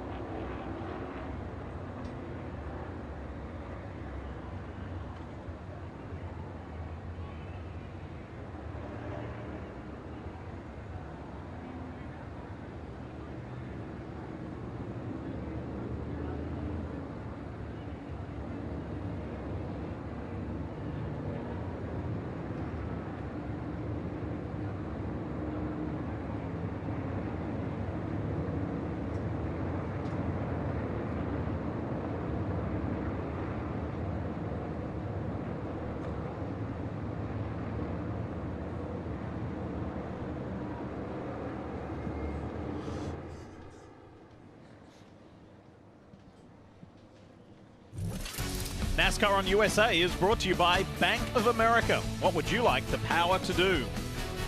Golden Corral, unlimited wings and new boneless wings, only at Golden Corral. Good crowd, and huge congrats to everybody involved in putting this race weekend on, because it's not only what's on the track, off the track as well. The Confluence Music Festival goes on. John Party, Ella Langley, country stars, they're playing after the race is over today.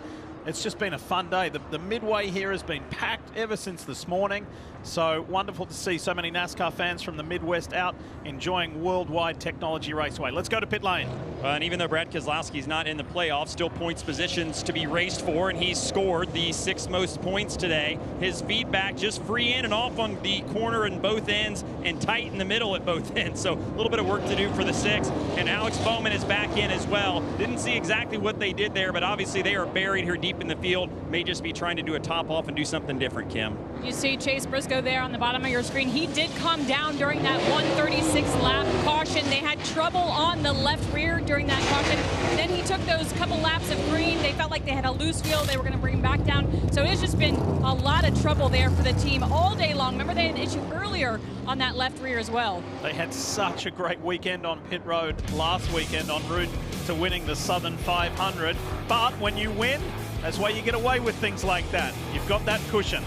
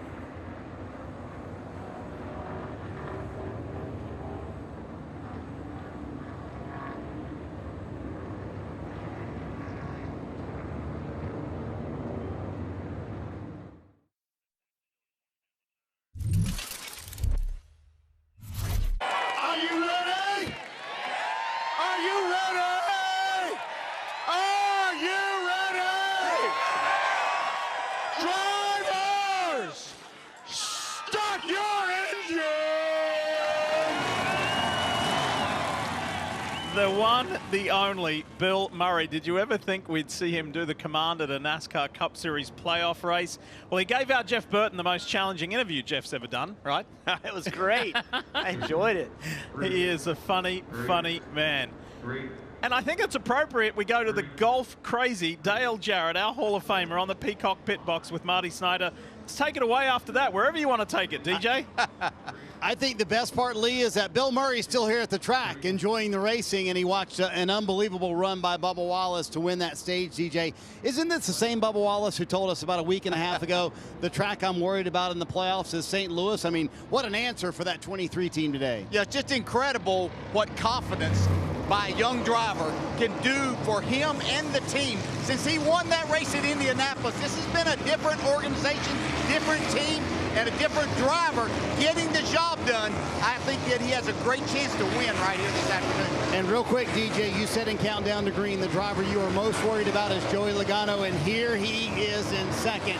Can he pull it off, get the win, and advance to the round of 12? There's nobody else you would want in this position more if you're Paul Wolf and that team than Joey Logano getting the job done when it has to be done. Let's see what he can do. This is going to be a wild third stage, I can promise. Long way to go, Lee. 94 laps still here in St. Louis, but it's been a fun one to watch so far. Joey Logano told us, Marty, before the playoffs even began, when he got that second chance last year after Bowman was disqualified after the Roval, he said, that taught me a lot. Or you've always got a chance, and you've just got to keep going. Yeah, that's the mantra of this team, and they're finding a way to do it. 94 to go in the race, 1 pit stop required. We'll see who can be on the right side of a very shuffled up race. Just a lot of movement through the field with strategies, passing, and tire selection. No comment on the radio from the 5 team, either of Larson, in relation to the contact with Blaney. Don't forget that story as we get ready to start stage 3. Bubba Wallace is going to lead the field of green. Great restart. Logano's down on the low side. It's Bell and Larson side by side. John Hunter Nemechek and Denny Hamlin. Look at Larson rolling the outside of Logano. And Hamlin. Hamlin's left Nemechek and gone around his teammate Bell. How about the contact on the front straightaway in the restart zone? Spicy today. 3 wide into turn 3. Whoop, Hocevar goes out wide. He gathers it up. Good catch. Reddick tucks in behind Byron. Chris Bush is in the mix.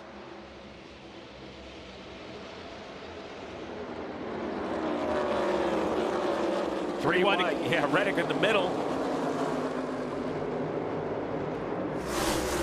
Well, you know, in that Menards Ford, that 12 of Ryan Blaney, he's incensed. He is not happy about being turned around by Kyle Larson. Huge piece of debris on the track entering turn 3. Yeah, that's probably going to necessitate a yellow. We'll see where it depends. It might blow off. I think it blew right in the groove, unfortunately. I agree. Looks to me like a big piece of debris getting into 3 right in the groove is going to force a caution, and it does. Looks like a piece of track signage, if I had to guess. Or a piece of floorboard.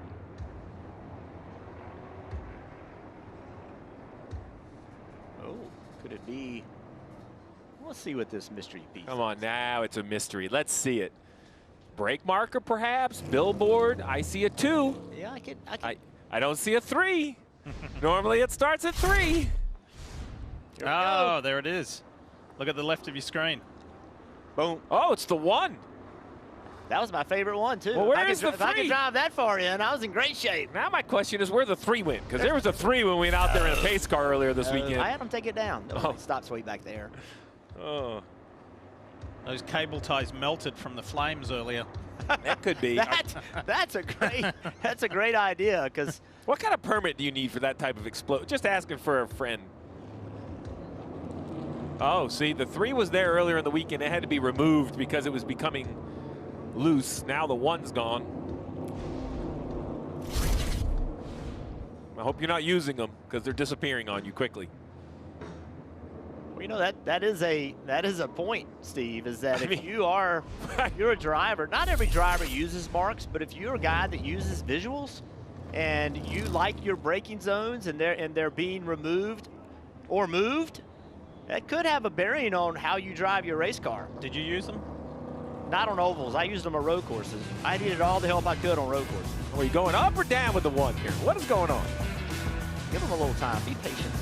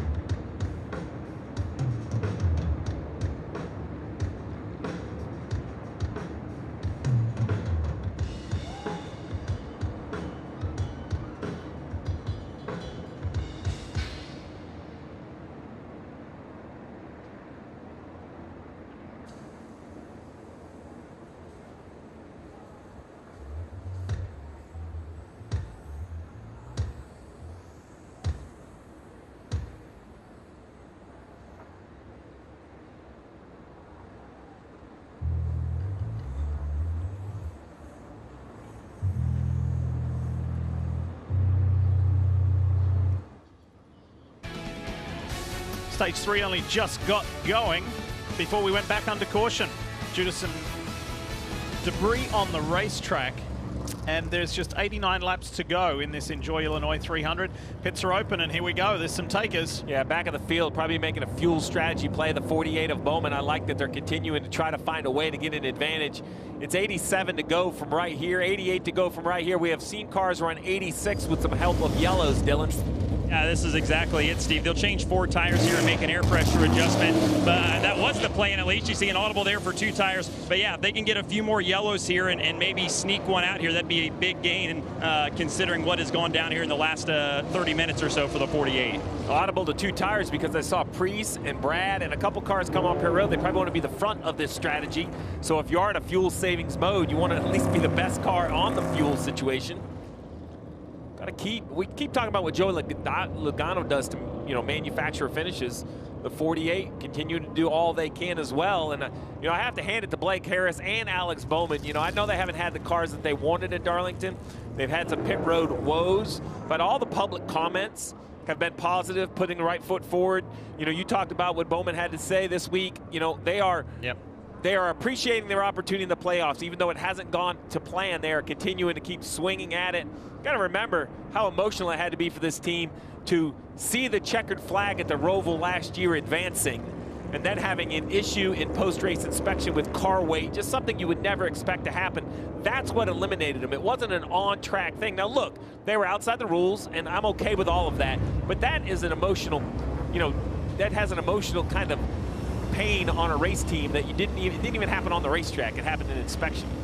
And it's been tough because when you drive for Hendrick Motorsports, you're expected to be in the playoffs, and he was the last one to make the playoffs this year. It was really nervous. It was like, remember, he was out of that Daytona race and had to watch from the motorhome, from the hauler actually, to see if he was actually going to make it. So it's been tough slogging for the 48 crew, but they are still hanging in there and still swinging and doing what they can as we bring you the Xfinity fastest laps.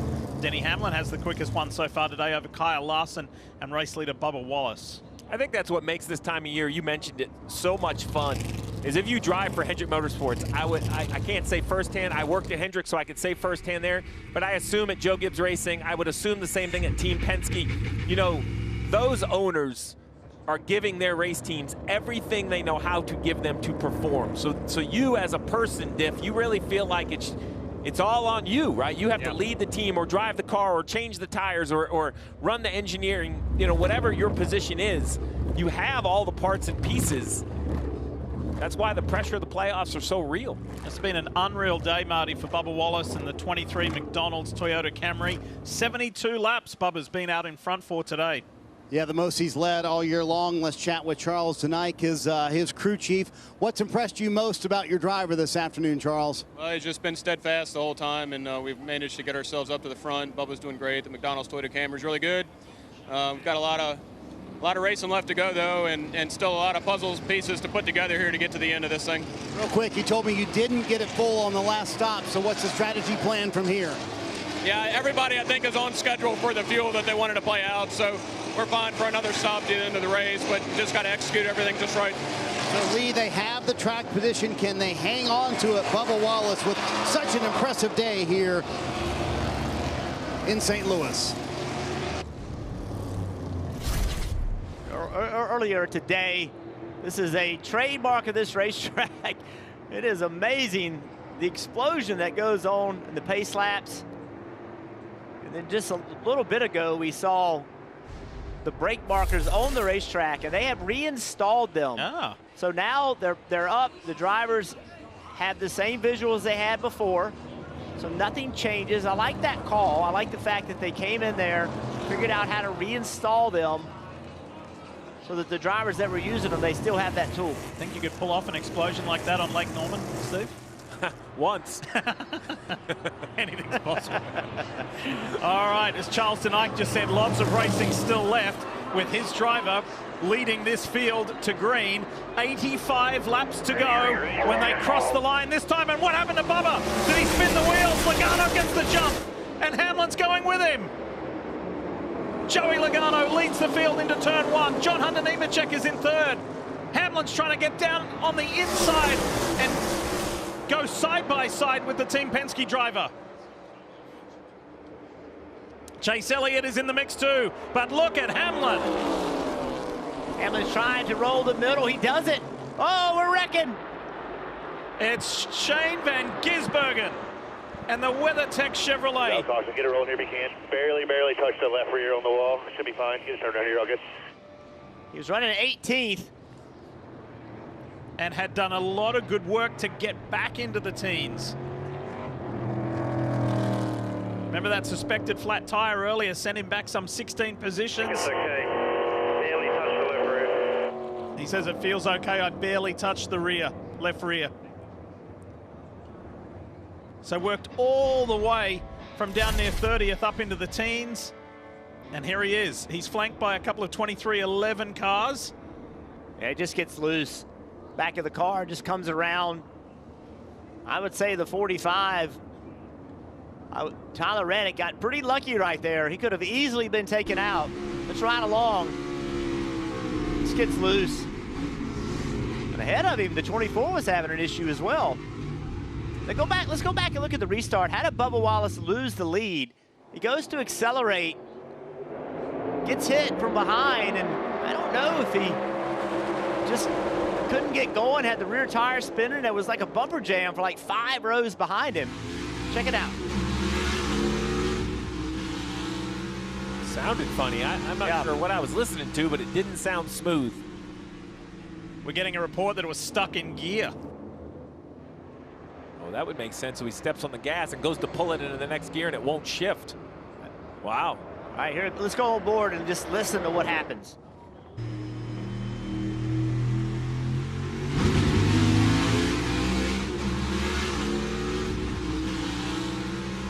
With the shift, he just couldn't get it out of gear. You don't hear that very often. Now they're coming down pit road. Marty. Yeah, can confirm. Bubba Wallace said it was just stuck in gear and it wouldn't go. And then he said to Charles Knight, please apologize to the 5 team for me. So 83 laps to go here. This is on the very edge of the fuel window, but close enough that everybody's going to come down to pit road, these leaders, and make stops trying to get to the end of the race here. Kim? Yeah, including Austin Cindric. He really said the car is good. I just need track position. The call sounds like it will be 2 tires. He has one of the best fuelers on pit road. Andrew Lackey will have to watch as he engages there, and then it continues to fuel that thing as they take off. Marty, Austin Cindric in his box right now. Yeah, Bubba Wallace has had really no complaints about the car. So Charles Knight going with fuel only here for Bubba Wallace. Again, 82 to go. Meanwhile, Kyle Larson is going to go 2 tires. Cliff Daniels with that call here, and you see also SVG coming down pit road. 82 laps would be a stretch to make it to the end, but they're going to try and make it happen. Think about Bowman, who pitted a stop ago. This kind of cycles him forward. Good break for the 48. Look at this. Down in turn 3, William Byron with a lucky escape. Reddick with a lucky escape. SVG, not so much.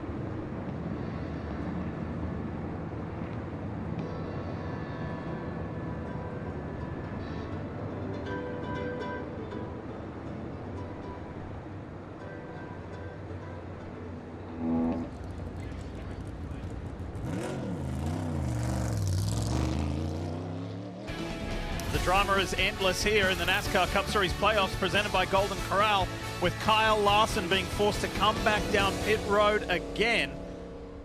This is unscheduled. And Stevie, tell us more. So you see at the back of the car right here, the diffuser flap. You see it kind of is down. What happens is if a roof flap comes up, it pulls a pin and that flap drops. You see how it's kind of opened up. That's to help a car stay on the ground. And the crew member is going to come over and he's going to push it up and it should kind of reset into place. But watch this, he pushes and pushes, and I don't know if the mechanism that locks that in place is broken and if they're able to get it or not. Then he messes with it some more. I don't know if they ever get it completely fixed. What are you hearing, Marty? Yeah, Steve, so first of all, let's get out of the way the advantages here. Cliff Daniels just told Kyle Larson, I think we can probably make it here, and the other guys might be a little bit short. They did put on left side tires, but here's the thing, Steve, the roof flaps never deployed on the 5 car, as far as I can tell, as far as what the team can tell me. So the roof flaps never deployed, but that rear diffuser did deploy. So I don't know where the team goes with that from here, but that is the case of what's happened with Kyle Larson. That's the reason for the second stop. It looks to me that right at the end, if we go all the way to the end of this repair, this gentleman, he reaches over and he bends the bracket on the flap. Right here, he's going to bend it forward, or the next gentleman is, he's going to bend this bracket forward right here. It's kind of like a door that won't stay shut in the jam. So I wonder if that metal bracket, the vertical part, just didn't bend, releasing it down, right? And that's why it wouldn't reset. So maybe it didn't get unpinned by the cable, but just the mechanism bent open, kind of bent it back closed, and then slammed the door shut.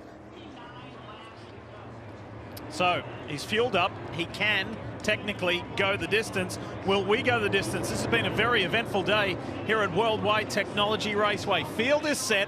Pace car is off, ready to go again. Logano got a beautiful restart last time. He's on the inside of Denny Hamlin. Here we go. Back to it in stage 3. Hamlin with a great jump.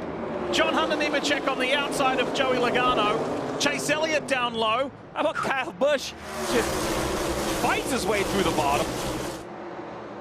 Scrambling on the backstretch. Bubba Wallace trying to find a way past AJ Allmendinger. Here is Elliott on the inside of Chris Buescher down into turn 3. Oh, 3 wide.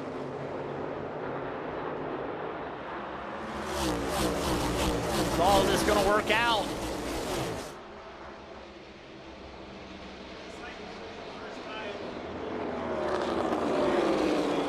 Chase Elliott trying to get it outside of John Hunter Nemechek. Nemechek with such a good run last week. Up here in the top 5 again.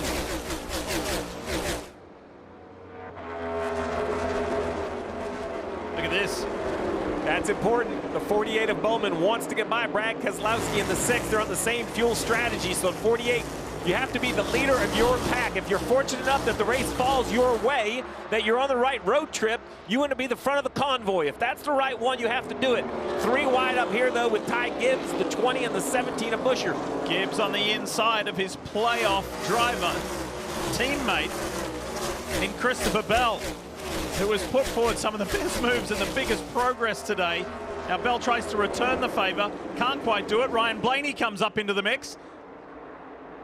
Oh, Bell up the racetrack, kind of ran the 12 of Blaney out of the groove.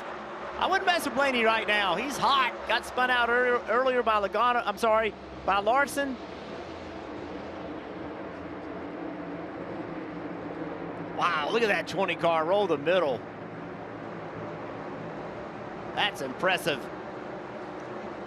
So hard to get a race car to be able to do that.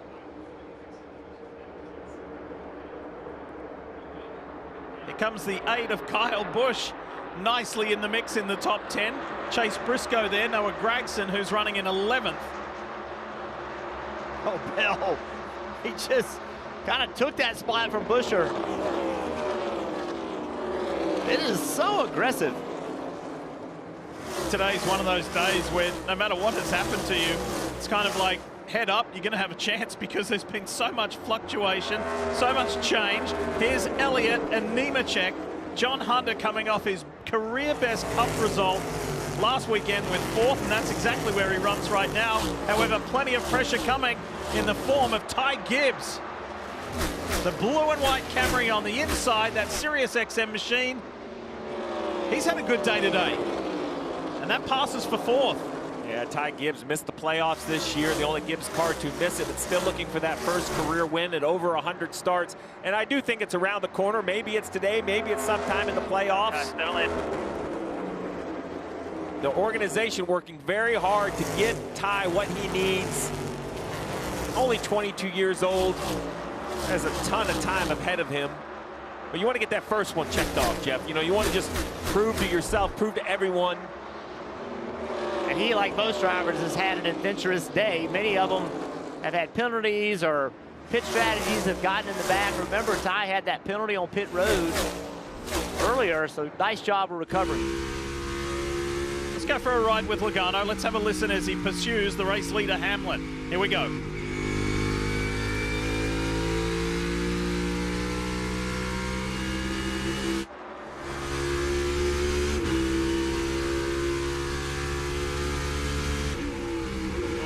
Realistically, we can get them. Let's not burn our stuff up trying to do it either, you know? Good advice from Paul Wolf. Want to burn your stuff up behind them. That's a 50, 30s behind, gap 7. I'm either going to go try to run him down and burn my stuff up or not. It's hard to do both. If you're going to be aggressive and try to go get that spot, it's just going to be hard on the tires. You might pay the price later in the run for it. Bottom box. Keep an eye on the 5, Marty, because Kyle Larson's made up 7 positions since the restart. Yeah, and the one thing Cliff Daniels did tell Kyle Larson, he said, listen, I think we're done pitting. I don't think a lot of cars are done pitting. A number of them will have to come down pit road. Steve, what happened? I talked to Jesse Saunders, the car chief. He said on that restart, when Bubba Wallace couldn't get it out of gear, Kyle Larson was hit from behind. That bent the tab down that holds that rear diffuser. He had to bend that back into place, but it is secure now, so Larson is good to go and might be done stopping for the day as well. That makes sense to me because, as you pointed out, Marty, the roof flap never came up, so the pin didn't get kind of deployed, allowing the diffuser flap to drop. It was actually damage on the restart. Let's take a look at it. You're on board with the 20 right here, so the stack up's going to happen. Remember that stack up was caused by Bubba Wallace being stuck in gear. And then right there, as he goes off into the corner, you're going to see that the diffuser flap is now down right there. You see it going down, flapping at the bottom of the 5 car in the sun. You see it going up and down. Great job by the replay group finding that replay, and great update. Look at that right there. You see it flapping down? My telestrator hates me today. But right there, that thing basically came down because it got damaged on the stack up. Now, normally at like a short track, you wouldn't worry about it, but at a high-speed track, the air matters. So now we're getting into some racing rhythm. In stage 3 with 68 laps to go.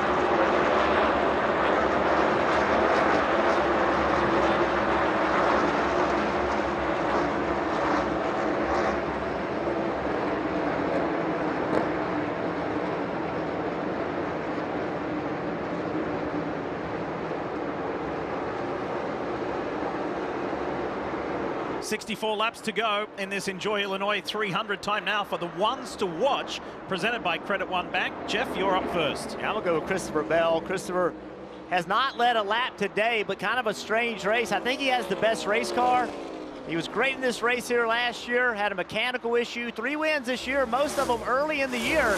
Christopher Bell trying to build some momentum in the playoffs. Will creativity win today? That's the question for the 48 of Alex Bowman. Came in 19 points below the cut line. He's never had a top 10, but of all the cars that could make it on fuel, the 48 is leading per the radios. They need a couple caution laps. We'll see if they can find a way to stretch their tank.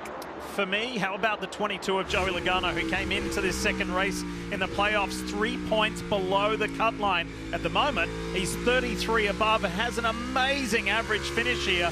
He is the only driver in this field finishing in the top 5 the first 3 years of competition at this Worldwide Technology Raceway. Leaders were last on pit road. You see Bubba and William Byron battling as well. This is back for 17th and 18th. These two have about 6 laps better fuel than Bowman, so same situation. I'm not saying they're comfortable, but I think if forced to do it, they're going to try to stretch these cars out. The leaders, I imagine, are going to come in about 20 or 25 laps. They will absolutely lose a lap here. And the car you see eking into the picture on the right-hand side there, the HendrickCars.com Chevy, Kyle Larson is 1 lap better than those two ahead of him. Last pitting on lap 159. Back up front, Hamlin and Logano, first and second. Logano had gotten right to the rear bumper of Hamlin in turn 3. Logano able to roll the middle and the bottom or lower line just a little bit better, able to make up ground on Hamlin.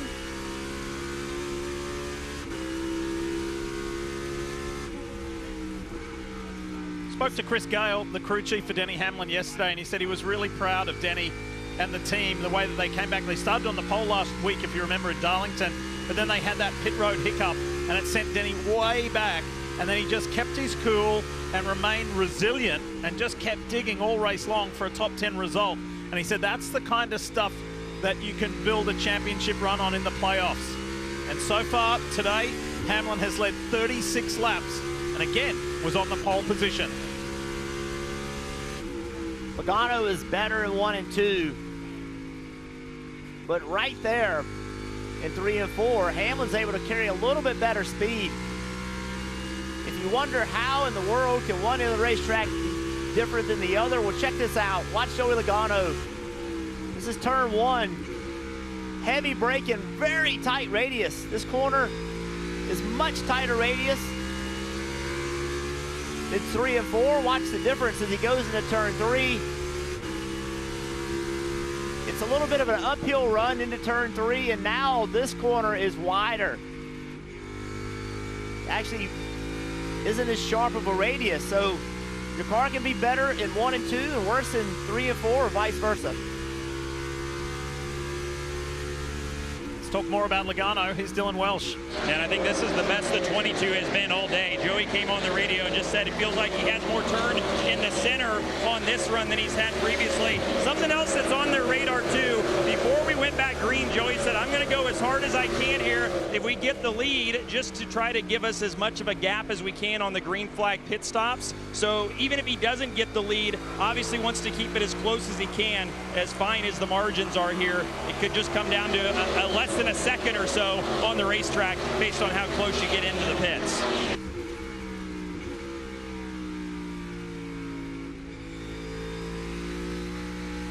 I love to watch Logano looking back at the driver just going to work. I think Hamlin's struggling just a little bit. Chase Elliott, Christopher Bell kind of running the front 2 down.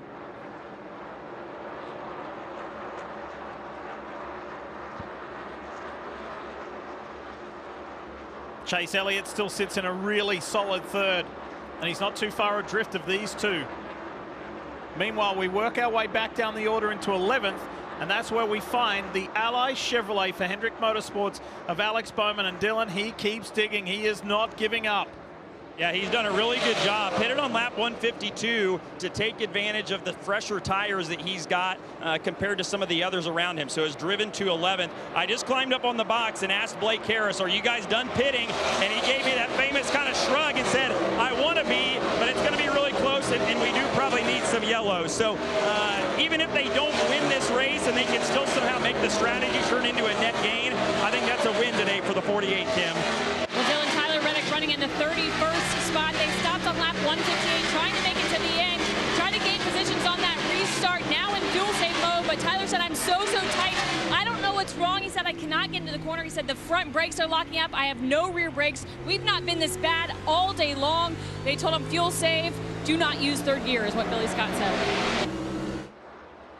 You know, Tyler Reddick right now, he is way off pace.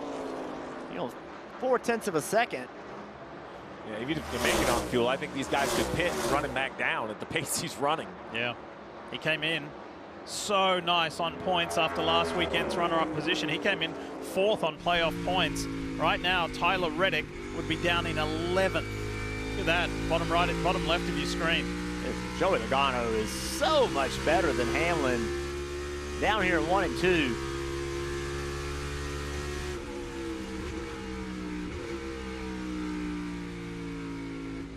Just want to go back real quick to what Dylan said about Alex Bowman and where he's hanging in there, has gained so many playoff points. We'll see how it's going to work out for him.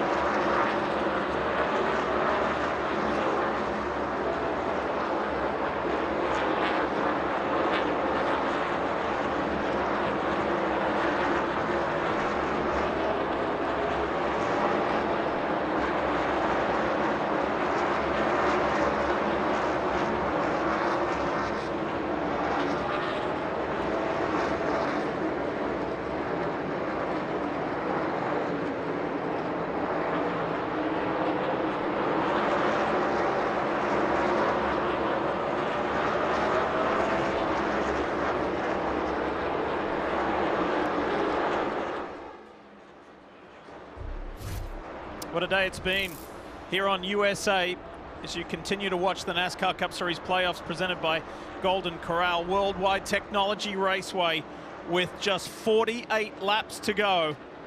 The second race in the playoffs. Next week we're at Bristol Motor Speedway, and that's a cutoff race to see who makes it to the round of 12. At the moment, Shane Van Gisbergen, Alex Bowman, Austin Dillon, and Josh Berry, who is out of this race, are on the wrong side of the cut line. Big pass for William Byron to get in front of Bubba Wallace. He's been working on that. Chris Buescher will be the first car to hit pit road.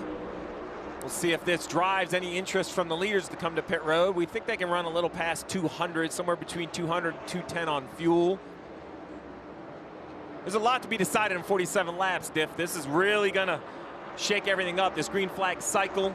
And let's not forget the access road on and off. We've seen mistakes there before. Here comes Chase Briscoe. Pits from inside the top 10. He can risk it, he can gamble. Put the new tires on early, see if you can make some time up, cycle to the front. Kim Coon standing by. Take it away, Kimmy. Yeah, and they've had trouble all day with their left rear, so we'll have to keep an eye on what they do here. Chase reporting still tight. James up, right side tires only. James didn't want to free him up, though, because of where they were in traffic. So right side tires only, Chase Briscoe. There you go, Kim. You got trouble with the left rear. Just don't change it. Just don't take it off. Don't have a risk of a long pit stop. I thought they needed more fuel than that. That tells me that all of these guys are only going to need a splash. I wonder who else is going to only take right side tires. That was probably 4 or 5 seconds faster than a 4-tire pit stop. Plus coming early, that's going to cycle the 19 pretty far forward. I'm going to tell you something. Denny Hamlin, the last 2 laps, he just took off and ran his best laps in a while, and now he hits pit road. Yeah, I think Hamlin was saving gas, perhaps. Let's see what he does. He hustles around the access road, gets on the brakes right there, gets down to pit road speed. Let's see what the 11 does. Let's see if they're another 2-tire choice or if they're going to take 4 tires and how much longer the 22 runs on the racetrack. The 11 has to come down all the way, the pole sitter all the way down in front of Marty in pit stall 1. Yeah, Denny Hamlin said I'm way too free, and he was really having a hard time holding Joey Logano behind him, but was able to do it. The interesting thing here is that they were the leader when they came to pit road. So we'll see where he cycles out through this green flag cycle, but they're going to go 4 tires. They're going to go on the jack, so they're not going to wait on fuel, Dylan, and we'll see what happens after he leaves pit road. Joey Logano does the 1-lap overcut here. We'll see how this works out for them. As we said, Joey liked his car on this run, said it had nice center turn. They'll change 4 tires, fill it full of fuel, and make an air pressure adjustment. We'll watch and see where the 22 blends in relation to the 11. And what a juxtaposition. Denny was all the way at the other end of pit road.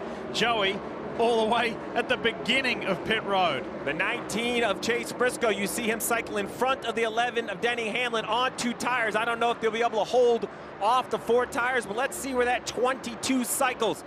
Up on the left-hand side, there comes 19 and the 11. The 22 is going to gas up, run around the access road. 4 cars. It's a shorter distance. I don't know how this is going to blend. Surely the racetrack is faster than the access road, but it's going to be close. Outside Denny, clear up. Outstanding. Now remember, they're a lap down, so these cars really want to get in front of that 9 and 20 in case the caution comes out. They really want to unlap themselves right away if they can. How about that work from the 19 team, though, at Joe Gibbs Racing? Jumping out ahead of their teammates. Here's the view back aboard the Napa Chevrolet of Chase Elliott. Cycle to the race lead for the time being, waiting for him to stop. And look at Bell. Bell and the 9 are still racing each other. Briscoe, oh, there you go. Briscoe's to the outside of Bell. What would happen if Briscoe stole another win? Yeah. I mean, that would be huge. So Steve, what is the strategy here of the 9 and the 20? The 11 hit pit road, the 22 hit pit road. Why are these 2 not? Well, I think they're scared that they could go a lap down to the cars behind them, and they're afraid if the caution comes out, so they're running longer. The other thing is they might just only want to change 2 tires, so they don't feel that they are going to need, as we see the 19 unlap himself, they not going to sit on pit road longer because they're absolutely losing time to these guys on fresh tires. There's Alan Gustafson. Oh, the 9's trying to get over. The 9's trying to pit right here. He's trying to find his way to the left of the 11. There he goes. He kind of unthreaded himself and jumped to pit road. This will be a very interesting blend. What does the 9 do, and where does he rejoin the racetrack? Kim, the 1 of Chastain in. Yeah, 1 of Chastain, still too tight center. Entering the corner, he said 2 loose on throttle. It will be 4 fresh Goodyear tires. Bill Packett full of Sunoco fuel to make it to the end, Dylan. And we'll see Christopher Bell there at the top of the screen as well. Didn't say much about his race car, but they will change 4 tires on the 20. You see them go around here to the left side. Being a perfect stop here. Bell's been one of the cars to beat for sure, Kim. See Chase Elliott on pit road. We call him coming to that access road. It was Alan Gustafson that said, pit now if you can, pit now if you can. He was able to get down there. Chase just saying he could use a little bit better front grip. All right, the 9 beats the 20 off from pit road. Who will beat who? This should be a clear advantage for the 11 and the 19. They're by. Yeah, there you go. Clear advantage because, Jeff, as you were saying, they ran longer. Now they have a couple lap fresher tires. I don't know if that's enough to run them back down. Teammate on teammate here. Chase Briscoe with Denny Hamlin in pursuit. Hamlin tries that outside line, and then Briscoe just eases up there. And Logano's watching this unfold in front of him. Denny hugs that low line. You want to get him quickly. The longer you run behind him, the harder you have to push, the harder it is on your tires. You want to try to make this pass as quickly as you can.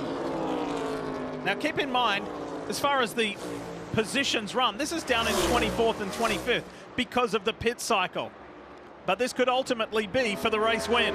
So many cars are going to try to stretch it on fuel. This could be the race win, but I really think someone's going to make it on gas. So I think the 11 and the 19, they obviously are racing each other, but they got to get going because they have to run these cars down on older tires. You see the 6 car of Keselowski, he has gotten by Bowman. They both pitted on lap 152. So it's a long way to go, but can Keselowski stretch it that far? The leader of the next pack is William Byron in 6th. He was at 158. So in my mind, Jeff, Brad is leader of Pack A, Byron leader of Pack B. This is the race for the lead of Pack C, which is the cars we know can make it on fuel. Teammate on teammate. Hamlin on the inside, Briscoe up high. Look at these two battling. The Logano's loving it. You know how we were saying earlier, this race has just been so emblematic of, doesn't matter what happens, just keep going, you're always in with a shot. What about the pit road issues the 19s had? Oh, yeah, they've got to clean those up. You know, obviously a good job with some strategy to get back in the track position that they lost, but you can't keep having those problems and get by with it. Meanwhile, Ryan Blaney is out in front at the moment, but he will need to come to pit road. He last pitted on lap 136. Oh, Hamlin's getting aggressive, trying to get to the car of Cody Ware. That's what he was trying to do. He was trying to just run Briscoe up the racetrack, stay side by side with him, get to Cody Ware first, and then be on the inside and make that pass. He just didn't make it work. Look at Logano. Logano and Elliott and Bell. They're starting to zero in. And remember, Cody Ware is trying to stretch his fuel. Ty Dillon probably trying to stretch his fuel. So these are races, in theory, for position if these cars can make the last 34 laps. I mean, obviously they're faster, but every car they catch, it is a question if they're pitting or not. No one's showing their hands stiff. No one's laying their poker hands down telling you what they're going to do. As now we see Bowman, I believe, comes to pit road.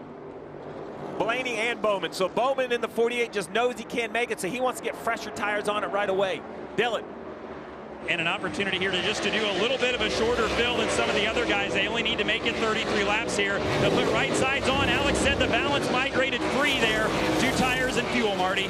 Jonathan Hassler trying to stretch it as far as he could with Ryan Blaney. They pit with 33 to go. He was told, do not slide the tires. So right side tires for Blaney, left side tires going on as well. So with 33 to go, Blaney pitting here from the lead. Trouble. Oh, the car in the wall lead. Ty Dillon in the wall for the 2nd time today. He was spun by his brother earlier.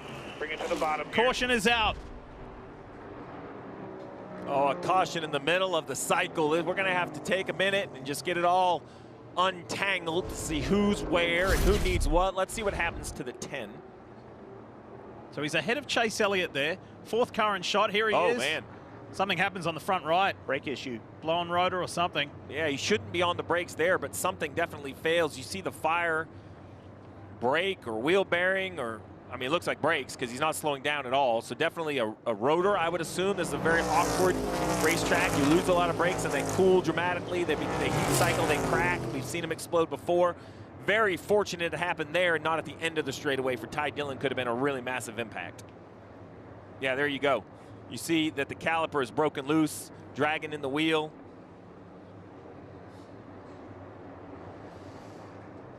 So now the question is, for me, it's very simple. You have Keselowski, McDowell, Byron, Larson, Wallace, the guys at the front. Tires have mattered today. With 31 to go, I almost think you need to pit for tires, even if you can make it on fuel. But even at that, I'd only probably put 2 on it. Well, there you go. There's some conversation there. I think before we worry about the rundown, we have to see who decides to pit or not, because that's going to be kind of the reset of the field. Pit road, I think, closed this time by. Like if I do pit, it needs to be 4. Pit road's closed. So Brad's saying if we do come, you need to put 4 on me because I'm going to have to make something happen. With that brake rotor explosion on that 10 car, NASCAR's got to get on the front straightaway and look for any debris. And there's such small pieces that I always get nervous when that happens, Steve. It's very easy to get a puncture from those parts. See them looking for them, but when it explodes, it's lots of little parts. And before they can get there, it's easy to run over one of those pieces. And puncture your tire.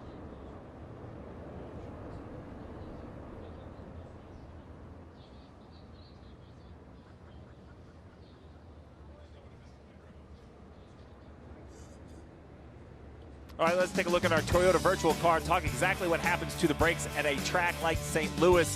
What happens is you have to run the same caliper as everybody, but you can run a different brake pad, the green part you see right there. And over time, the question is how much you cool them. This place, you use the brakes like a short track, but the air going in the ducts is just exorbitant because of the high top speed.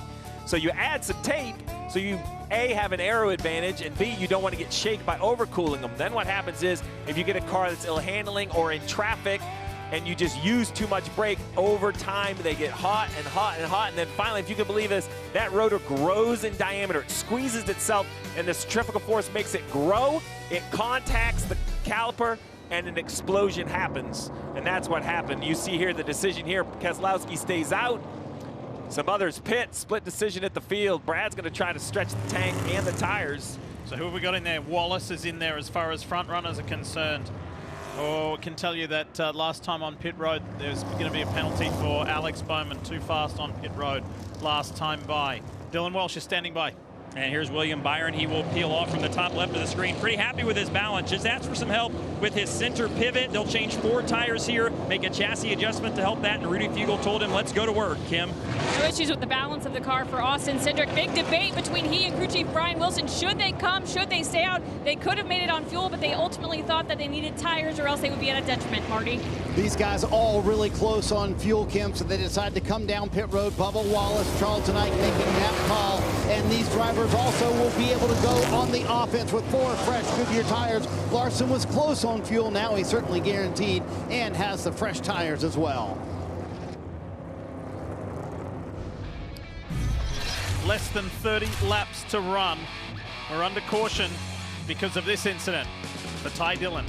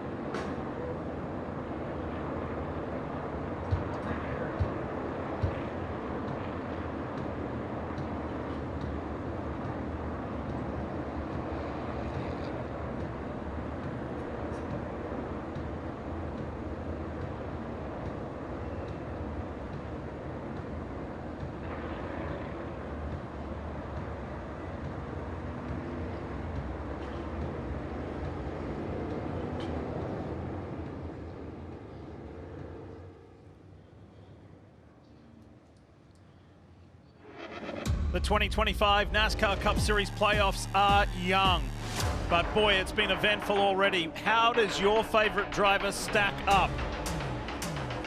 The Southern 500 last weekend, it was awesome. Briscoe won that. Today has been eventful here in St. Louis, and it's far from over with still 27 laps left to run on the board. And so many playoff drivers in the mix who all want to go to Phoenix as part of the Championship 4. Welcome back, folks. Lee Diffie, Jeff Burton, Steve Letarte with you on an enjoyable day here at Worldwide Technology Raceway. Here are the points, the updated playoff points as they run, with so much still to transpire. Well, I think that's the key. As wild as today has been, still 27 to go. That means we're going to have a late race restart. We've seen tons of aggression, tons of different strategies in play right now. Keselowski, he pitted all the way on lap 152, leading this race. Hamlin in 11th, pitted on 196. Briscoe 194, but he's on 2 tires.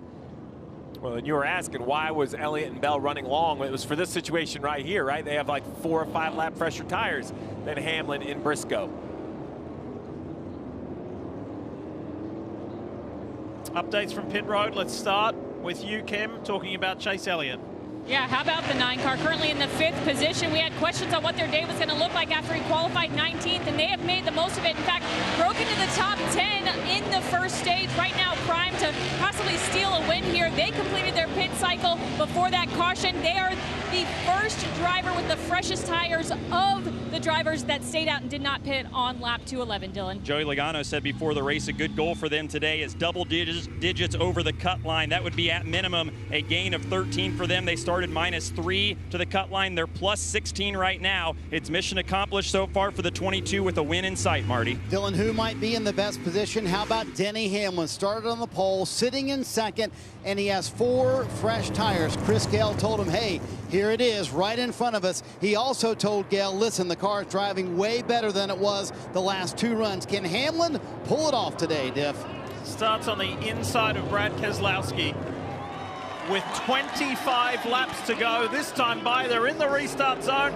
Keselowski floors it and leads this field back to green. He's being pushed by the Southern 500 winner, Chase Briscoe. Hamlin on the inside. Logano and Elliott there as well.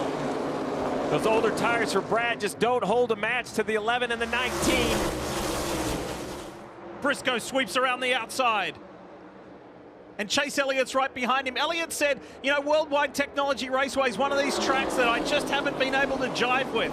Well, in his 350th start for Hendrick Motorsports, it's jiving today because the Napa racer is up into 4th now. Keselowski next on his list.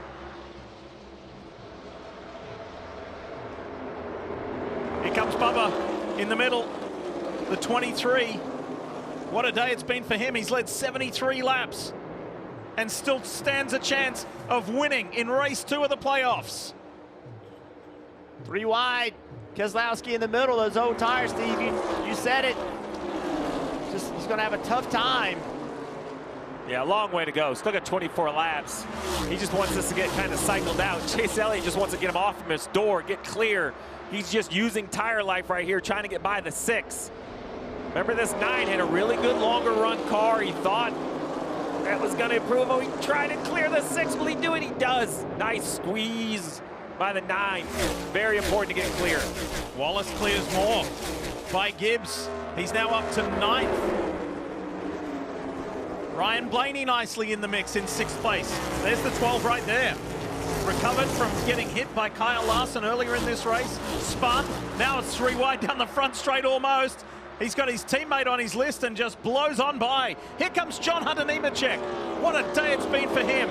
Back-to-back weeks of impressive runs in the top 10. Man, Blaney made short work of that traffic. Sure did. He is on the full attack. And how about a call from James Small, a crew chief in the 19, those 2 tires on a short pit to cycle all the way to 2nd. A lot of great storylines at the front. Denny Hamlin driving away from Briscoe.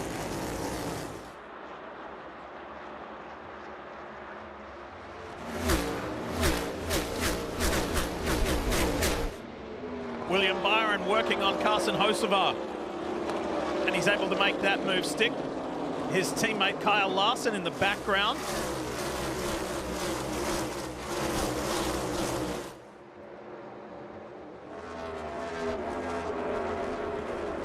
There's Christopher Bell in the 20.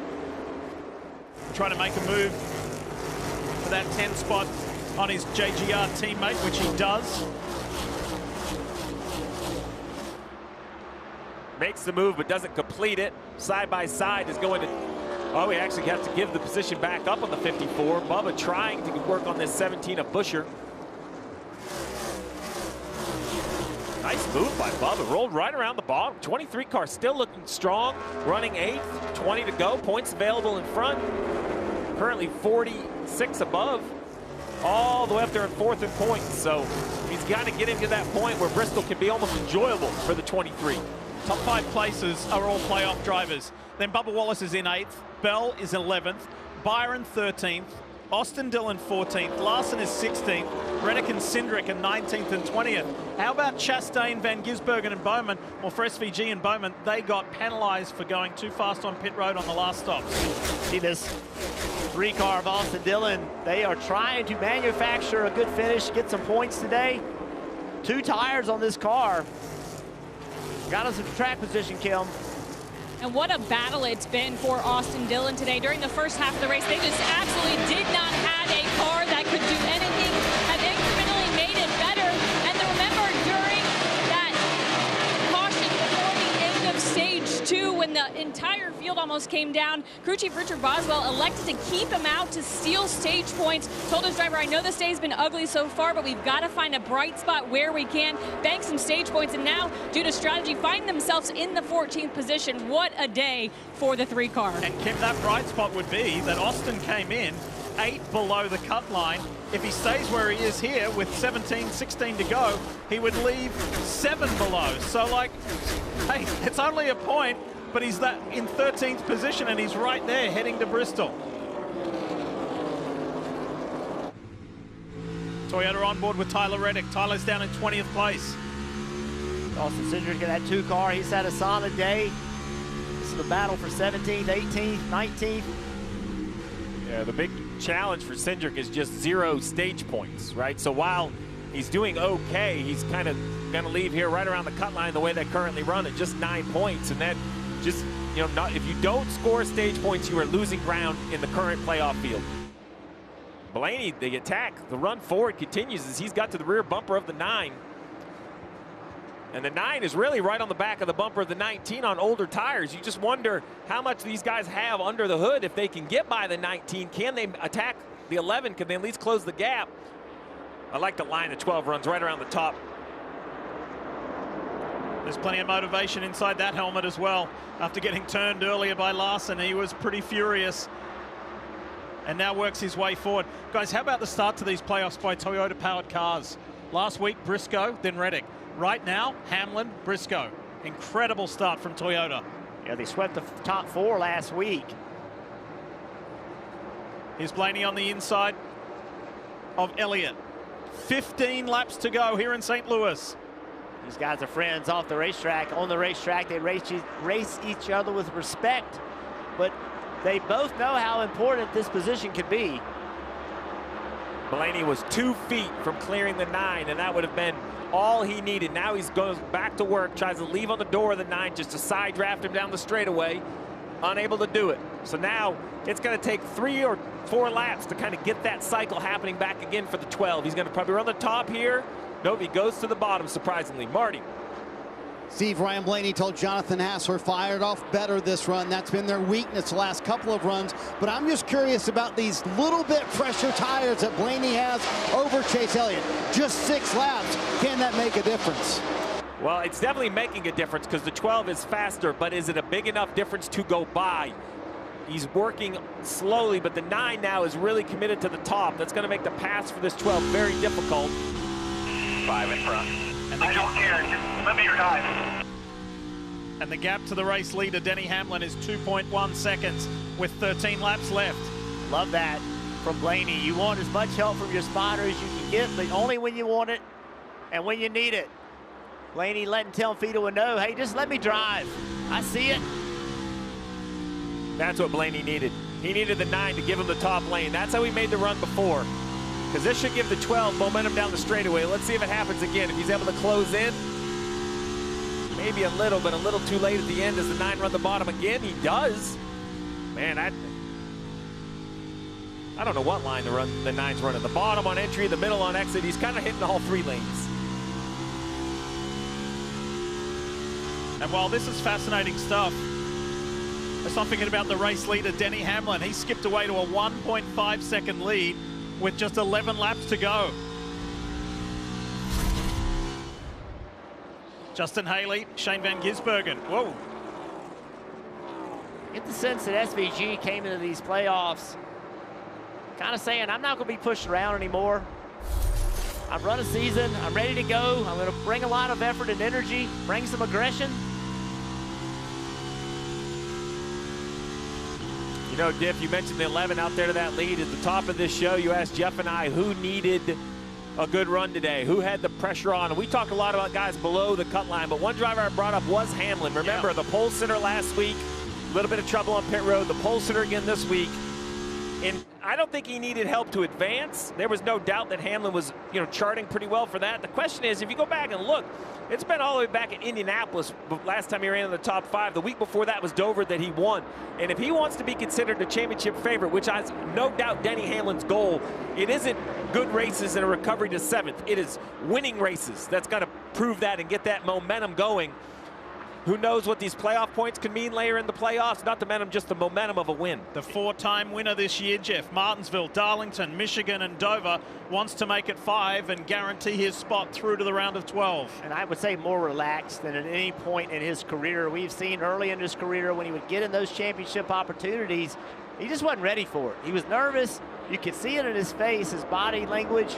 But today he's just so much more relaxed, and he is a serious threat for this championship. Well, he would like not to be on this graphic of the most Cup wins without a championship. The 3-time Daytona 500 winner. He wants to shake that moniker this year. And so far, so good, Steve, with just 8 to go. Yeah, but he said he'd been very vocal that he would love a championship, but at this point in his career, while he doesn't want to admit that, he will say, if I don't win, I don't. I'm going to do the best I can do. But 60 wins. He's kind of transitioned the story to 60 wins. Today would be 59, and I would argue it's going to take number 60 if he's able to win today to go on and be a champion. So it would mean a lot to Denny Hamlin to be just one race away from 60. Marty? Only you think about what Denny Hamlin goes through during a normal week, all the stuff that's happening off the racetrack. Obviously, his race team, 2311 Racing, suing NASCAR. That's a big topic of conversation. But, Jeff, I think Denny Hamlin at age 44 does a better job than he's ever done in his entire life at compartmentalizing things. When he's here at the racetrack, he's all in on this 11. But how does he find continually, Jeff, another 11, another level at age 44? Just maturity, experience, understanding priorities. You have to. He works really hard. I had a conversation with him about he just has to set priorities, and he doesn't not go to work. He doesn't not prepare. He does all the things that he needs to do. What does he not do? He doesn't play golf. He doesn't do things like that he used to do as much in the past. Now he doesn't have time for it. Now he just has to focus on this, and he's done a good job of it. He told us before the playoffs began, I have to prioritize my day job. This is it here. I have my family to look after, and then I have to put on my 2311 co-owner hat and focus on that. And if it means staying up until midnight or 1 in the morning to get everything done, so be it. Two drivers I mentioned before this race, I thought this race was critical for: Chase Elliott, Joey Logano, and they've had the kind of days that they needed. Joey Logano, 7th in points earned. You're sitting there watching the 9 car running 3rd, trying to keep Blaney from passing him. Logano 5th. Solid day, Steve, on 2 teams that were teetering a little bit after race 1. Yeah, a couple teams that wish they had this one back. The 48 was in position, a bad pit stop, and then speeding on pit road. The 3 of Austin Dillon, I know it may not look great at -10, but I actually think they've done an amazing job with a kind of a subpar vehicle. I just don't think it's driving like Dillon wants. They manufactured from stage points, currently running inside the top 20. Not everything they need, but now it's still within reach heading to Bristol. 10 points, that could be one stage. Well, early in the race, what did he drop? 14, 15 positions? Yeah. He was plummeting and very vocal on the radio. He was not happy. All right, so we're inside 3 laps. to complete the Enjoy Illinois 300. What a day it's been. 8 cautions during racing, the 2 stage break cautions. It has been eventful, it's been interesting, it's been unpredictable. And the 11th, that progressive Toyota Camry from Joe Gibbs Racing of Denny Hamlin, rock solid. That big comeback drive last week after a hiccup on pit lane showed us that they've got the magic, the determination. Back-to-back pole positions have showed us they've got the speed. And in just 2.5 miles, Denny Hamlin can notch up win number 5 on the season. A year ago, Denny Hamlin went to Bristol protecting points, and he was very frustrated that he couldn't just let it all loose to race for the win. What this would do is then send him to the half mile in the clouds at Tennessee with the opportunity to race for a win, because he would have already advanced. There's Chris Gale. They're still building their relationship as crew chief and driver. It's getting better and better all the time. 1 lap to go, presented by Credit One Bank. Hamlin is within 1.25 miles of a win. He has finished 2nd here the last 2 years. And in this young history of NASCAR Cup Series competition at Worldwide Technology Raceway, with Hamlin's pole yesterday, he made it 4 different pole sitters in the 4 years. And in just 2 turns and half a straight, he's going to make it 4 different winners in 4 years. What a run from Denny Hamlin. He has led the most laps. Hamlin wins in St. Louis and books a spot in the round of 12. Boys, 200 for Toyota DH. Great job. Great execution, everyone. Be proud of that. Coach Gibbs is smiling because his drivers have won the first 2 races of the playoffs. Proud of you. Make sure you give me some rubber.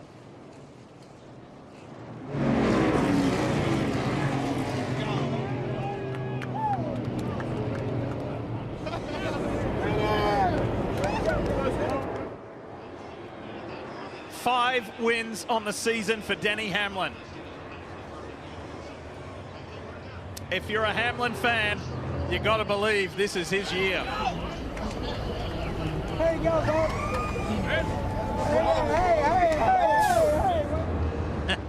Nice to hear the celebrations from Coach Gibbs. He's going to rally the troops in for their traditional post-race prayer.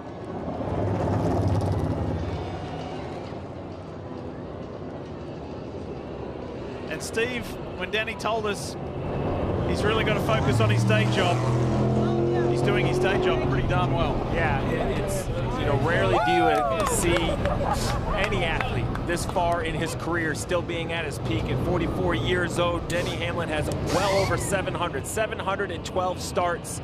This will be race 59. You heard it on the radio, 200 for Toyota. He has been a monster part of that success. 1 away from Harvick and the top 10 all-time list. You just wonder how far up this list he can go, even at 44. I don't see the driver of the 11 slowing down. He's found peak form late in his career.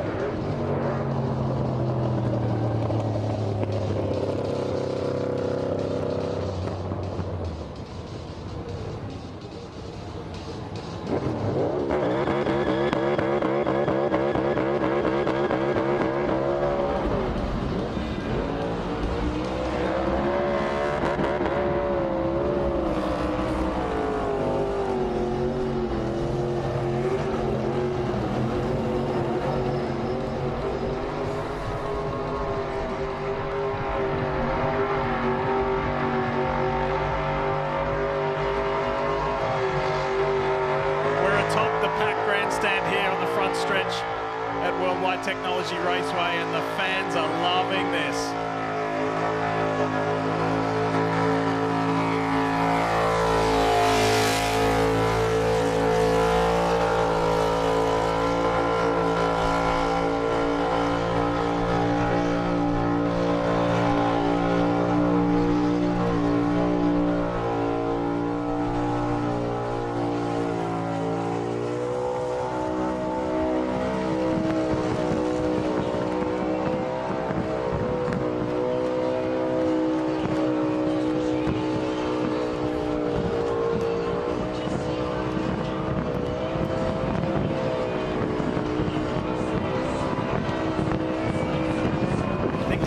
Soak this up a bit. I love it.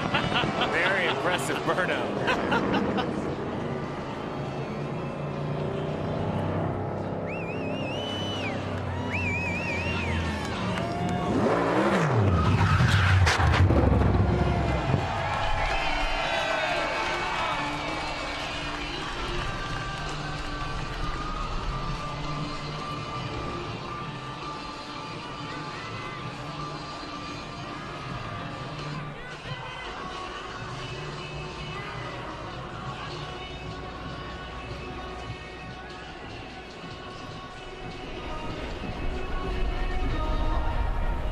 There's a quarter-mile drag strip here at Worldwide Technology Raceway. That was more than a quarter-mile burnout from Denny Hamlin. Some cheers, some boos.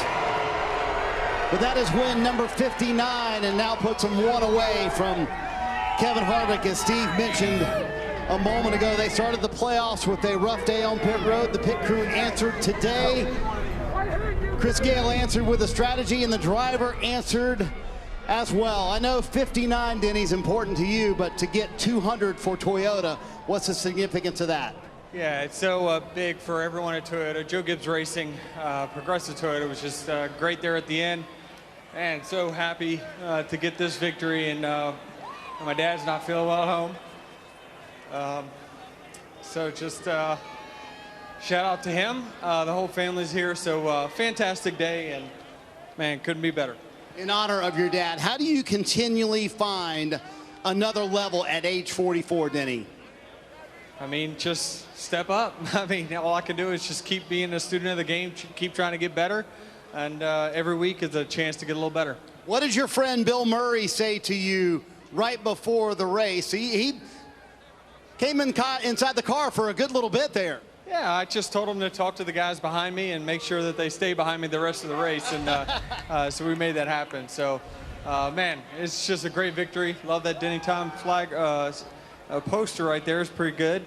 And, you know, y'all can boo me, but you can either get on the bandwagon or you can get run over by it. You still love the boos? Bring them all. Denny Hamlin welcomes the boos, but you know what? He delivers with win number 59 here, and he's advanced on to the round of 12 with a big win in St. Louis. So debriefing what happened down there in turns 3 and 4 between Kyle Larson and Ryan Blaney. We've got so much more to follow up with the NASCAR America post-race show presented by Progressive. There is a lot to unpack from today on a thoroughly enjoyable day. Beautiful Sunday afternoon here in St. Louis. Dominated by Denny Hamlin. Yes, 75 laps led of the 240. Win number 5 of the season. Chris Gale and the gang on the 11 crew pumped. First 2 races of the playoffs won by Joe Gibbs Racing and Toyota. Huge day for Hamlin. We'll continue to talk about that and a whole lot more and hear from more drivers in the Progressive post-race show that's coming up next. Congrats, Denny Hamlin. What a day.